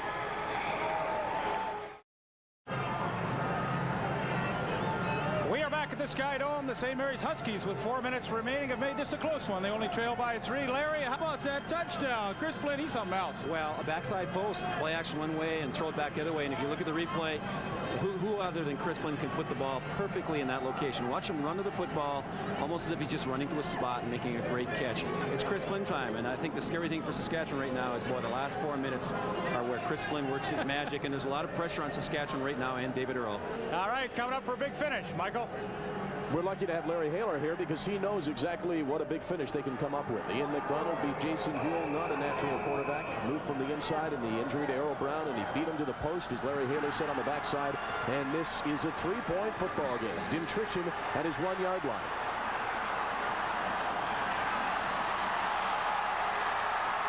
And what a return that is to the 41. 40 yards of important field position for Saskatchewan. The scoring drive, and what a key one for St. Mary's. 8 plays, 70 yards, 5 through the air. The key, the 19-yard touchdown pass to Ian McDonald on second down and inches. And as a result, they trail it by 3. And the key play to start that drive was that third and short attempt by Saskatchewan, which failed. St. Mary's got the ball back, all pumped up, and they went down the field and scored. 5 catches, 101 yards, 1 touchdown. I think you'd rather play wide receiver than corner. Farthing wide to the right. Excuse me, Farthing in the slot, and Earl takes too long. And that might be the last thing that you want to do at this point. Yeah, all the momentum's with St. Mary's right now. Too long putting the ball into play, number 8, Saskatchewan. First down repeated. And you brought up a good point earlier, Michael, is that you can't sit back and hope to win it, or excuse me, play to lose, play to hold on right now. You've got to go out there and play to win it. If you sit back here, if Saskatchewan sits back here right now, St. Mary's will win this football game. Oh, word of warning for Brian Towers from Jamie Bone. Try to win it because they lead it by only 3. First down and 15. Farthing is in the slot to the left. Just out of the screen, and fake to Dan Farthing. Big rush, McIntosh is there. Has he played a football game?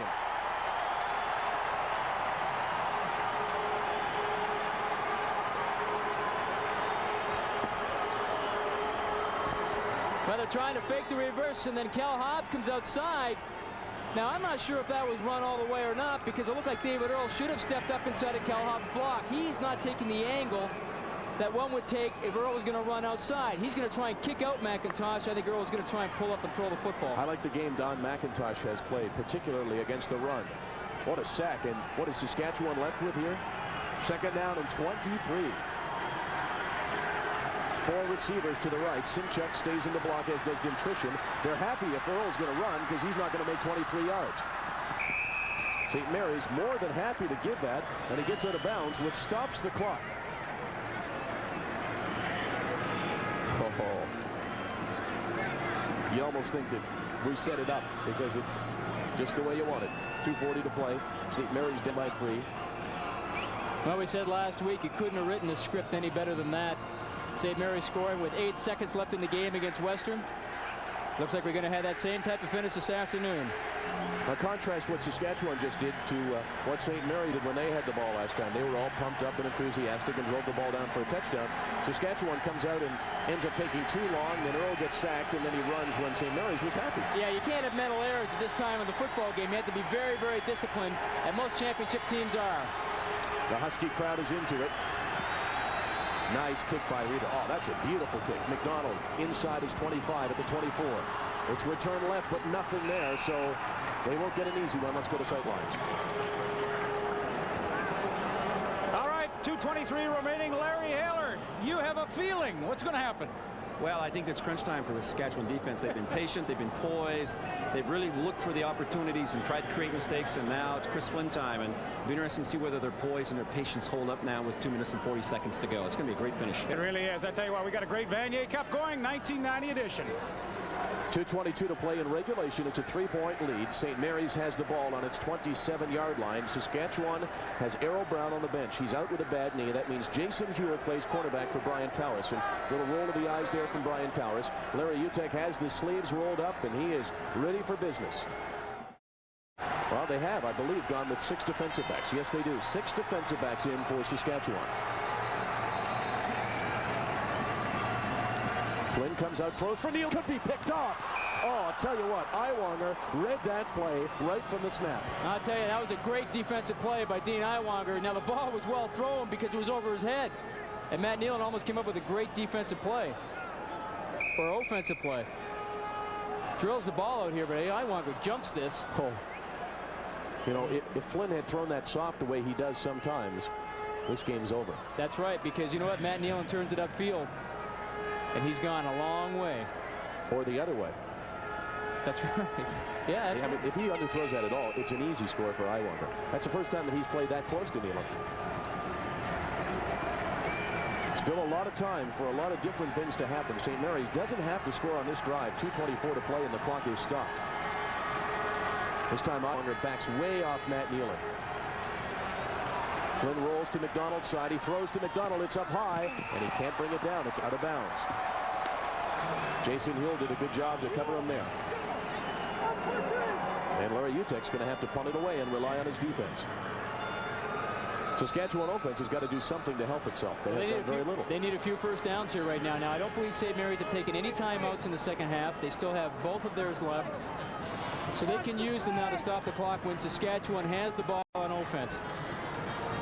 St. Mary's, like Saskatchewan, has punted the ball very, very efficiently so far. Dana Sagan has averaged more than 36 yards a kick. 2:17 to play. And you know, and Gord Miller has just reported to us that Saskatchewan is looking for some kind of trick play here. Fumblerooski was the play that they used so effectively against Western and McGill a couple of years ago. I think he'll kick it away.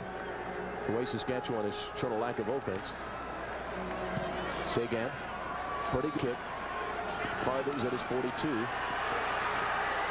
And Farthing's out to the 50-yard line, where Saskatchewan will begin with 2:07 to play. The watch and win sweepstakes has gone on all season long. Big prize today. It goes to Carol Jasenko of Toronto. When you win a car, you probably don't mind if a guy pronounces your name wrong. She wins the 1991 Isuzu Impulse and $1,000 of Esso gasoline. The watch and win sweepstakes winner, Carol Jasenko of Toronto. Now, she was in attendance at this game, I believe. 50-yard line, Saskatchewan begins. They need a couple of first downs to run the clock out. Everybody to the right. Earl's thinking run. He's not even considering passing, and he's out of bounds. I mean, this is just not smart offense right now by Saskatchewan. The last thing in the world that Brian Towers wants is your players to run out of bounds, because St. Mary's don't have to blow a timeout. He could have blown off here probably another 20-25 seconds. They clear everybody out of the backfield, and Thibodeau's going to run the football, but he doesn't turn it up. Hook slide, do something, but don't go out of bounds. He gets out of bounds, and he loses 5 yards in the process. And Brian Towers' offense is going in the wrong direction. And they've lost yardage their last 2 possessions. And you know, Chris Flynn sitting on the sideline saying, just give me one more chance. One more chance, baby. One more. 2nd and 15. And they run. Dimtrition. Not going to make it. And look who's there. Don McIntosh. He's got to be a potential MVP of this game. Don McIntosh has played super. Not only that, he calls a timeout as well. He's got his head into the football game. Oh, he had his head into that play as well. He just submarined it. I'll tell you what, he makes the play here. I mean, they're running the ball outside on the toss. They're leading with Simchuk, but he comes up and contains. See how he gets outside leverage? He has to force Dimtrition to come inside. You said something a while ago, and you said if you're Brian Towers, you got to try to win it. Don't try not to lose it. And really, they have been very conservative. They have been. Now, St. Mary's are playing everybody up tight on the line of scrimmage. They think that Saskatchewan's going to run the ball. That was correct. That clock should have been down now to at least 1 minute and maybe 30 seconds, or it would have forced St. Mary's to blow another timeout. But the ball is going to get back into Chris Flynn's hands, and that's the last thing that man wants right there. Pass me the Rolaids. I don't mean me, I mean Brian Towers. I mean, his stomach's got to be acting up. He's got a 3-point lead with 1:58 to play, but his defense will face the greatest quarterback maybe ever in the CIAU. 3-time Heck Crichton Award winner Chris Flynn. Can he lead him back? Just ask Larry Haler, Western Mustangs. Rush up the middle, and the kick by Reeder goes to Burke at the 34. Burke stops, and then is content to drive ahead to the 40-yard line. Now, if you're thinking about the field goal kicker, David Sykes is not a great field goal kicker. Hit about 1/3 of his kicks over the season. His longest was from 30 yards. That's right. He was only 5 of 12 this year, and last week he attempted to hit a 15-yarder, but missed a 30-yarder. I don't think Larry Utek wants it to come down to him having to kick a field goal to tie this football game up. I'm sure that he would like to keep it with the money man, Chris Flynn, to pull this game out for him, as he has done so many times. Attendance about 7,000 under last year, but considering St. Mary's came from Halifax, Saskatchewan from Saskatoon, no hometown audience, I think they're probably pretty pleased with that. 1st and 10. St. Mary's. They throw to McDonald, and McDonald makes the catch and then goes out of bounds. Steele was there pretty close on the play. You'd imagine that that play will be available as much as they want it. And you know what? And they should keep taking it, because if Saskatchewan are going to give that to them, they can get out of bounds. It stops the clock. They don't have to worry about their timeouts. You know, I think Chris Flynn has enough time, 1 minute and 46 seconds left, and he's going to use the clock wisely. He's been around a number of years. He knows what it's all about. This time it's Nealon wide to the left. Clock is stopped. 2nd down and a long 3. Monge up the middle. 1st down. Sean Monge. Yes, he's there when they called his name. He is a good running back.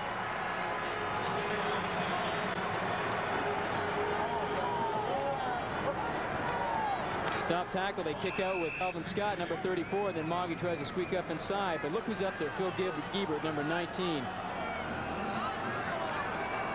Nealon to the bottom. Boy, Iwanger lays way off Matt Nealon. Let's see if they take the easy one. Flynn's going to run. Chris Flynn stops and comes up about a half-yard short of the 1st down. Now remember, last time when they were on 2nd down and a half-yard, Larry Utek's team went backside post, as Larry Haler put it, for the touchdown to Ian McDonald. You got to figure this is pass. Why not? Yes, I think 2nd and 1. Iwanger way off on Nealon. Heel up a little tighter on McDonald, but they run the ball. I'm surprised at that.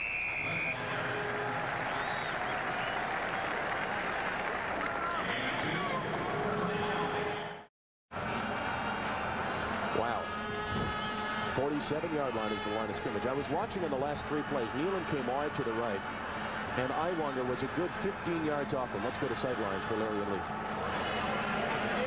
Thank you, Michael. You know, Larry, I mean, this is the way a Vanier Cup should be. Coming right down, a few seconds left. Chris Flynn, the 3-time Heck Crichton winner, going for his first Vanier Cup. Can't get any better, can it? No, it was scripted. I think the people in TSN worked on this. Didn't they lay for it upstairs, right in the script?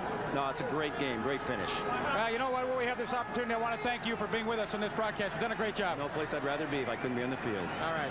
1st and 10, 48-yard line. Flynn, lots of time, steps up, then steps back, then steps up, and then goes down. Sacked. Right at the line of scrimmage. Don Bristow. Outside linebacker. Flynn tries that patent move coming up, drawing everybody in, and then he tries to go outside, but Bristow kept pretty good leverage on him and then slid off. He almost dropped the ball, too. Almost dropped the ball. 48-yard line. Flynn huddles them this time. He's taking some time. Clock is ticking inside 50 seconds. Saskatchewan leads it by 3. Taking all kinds of time. Matt Nealon wide to the left. Is that where they're going? That's where they're going. Time with his first catch of game, but it's a gain of only 1. It'll be 3rd down and 10.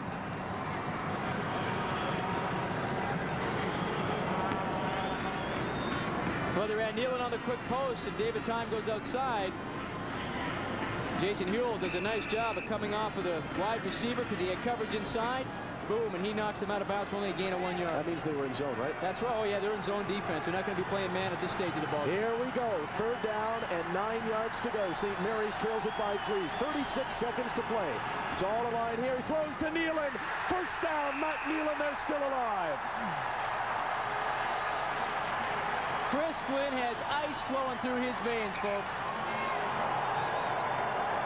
So much pressure on him.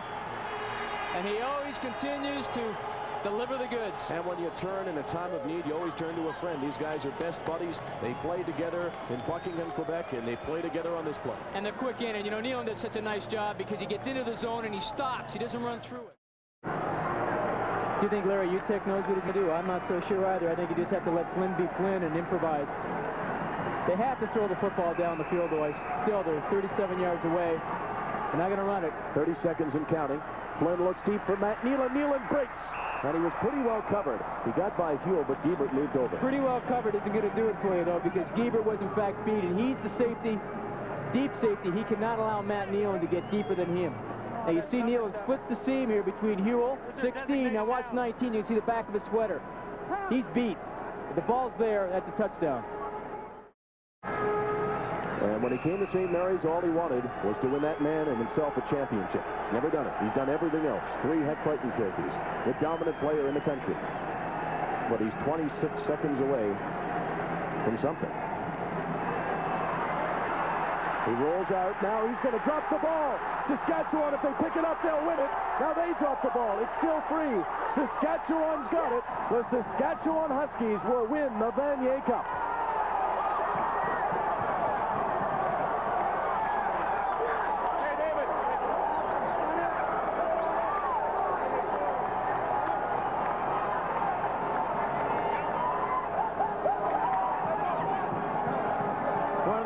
Players in Canadian college football history. It's a sad way to end it for Chris Flynn. He's done everything today to keep the St. Mary's football team in the ball game. Now they run play action pass, and he comes outside. Now he's looking at McDonald the whole way. McDonald goes deep, and then he comes back inside. Now Bristow comes from the backside all the way, and he causes the fumble. Now Greg Mamer tries to jump on it. The ball's spinning around. Now he gets stripped away from Mamer. But there's no other Huskies there left. Rob Dutton comes up with the biggest play of his career. And you know, you talk about what caused the fumble. Iwanger's coverage on Ian McDonald. Let's see what it was. That was the key. He came off the ball looking for Ian McDonald. Dean Iwanger was covering him. Now he's looking inside. Now he's going to turn outside, but Dean Iwanger was right on him. Right on him. And he also has some pretty good help behind him from Milan Kasic. He did have the angle on him. By the time he broke deep there, the fumble had actually already happened. As you could see the celebrations on the Saskatchewan bench. Wow, what a finish. Yes, they were in great position to do it. Clock is running now. 2nd down, and the clock will run out, and the Saskatchewan Huskies, for the first time ever, are Vanier Cup champions. And they did it by stopping the greatest quarterback ever in Chris Flynn. Flynn came so close to bringing him back, but a key fumble late in the game, and Brian Towers gets drenched.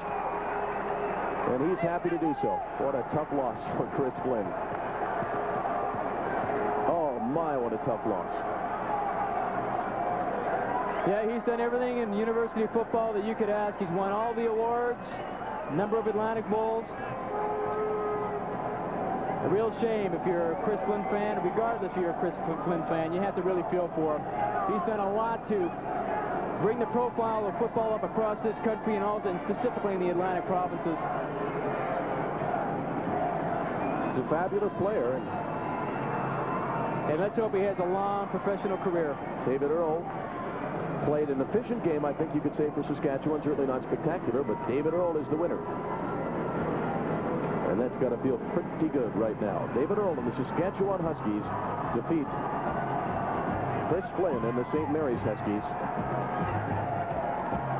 And they do it in dramatic fashion. Here was the situation. That team, St. Mary's, was in position to try to tie it or win it. They drove the ball down the field, but pressure from Bistro and behind, and Chris Flynn fumbled, and as a result, David Earl, Saskatchewan Huskies win the championship.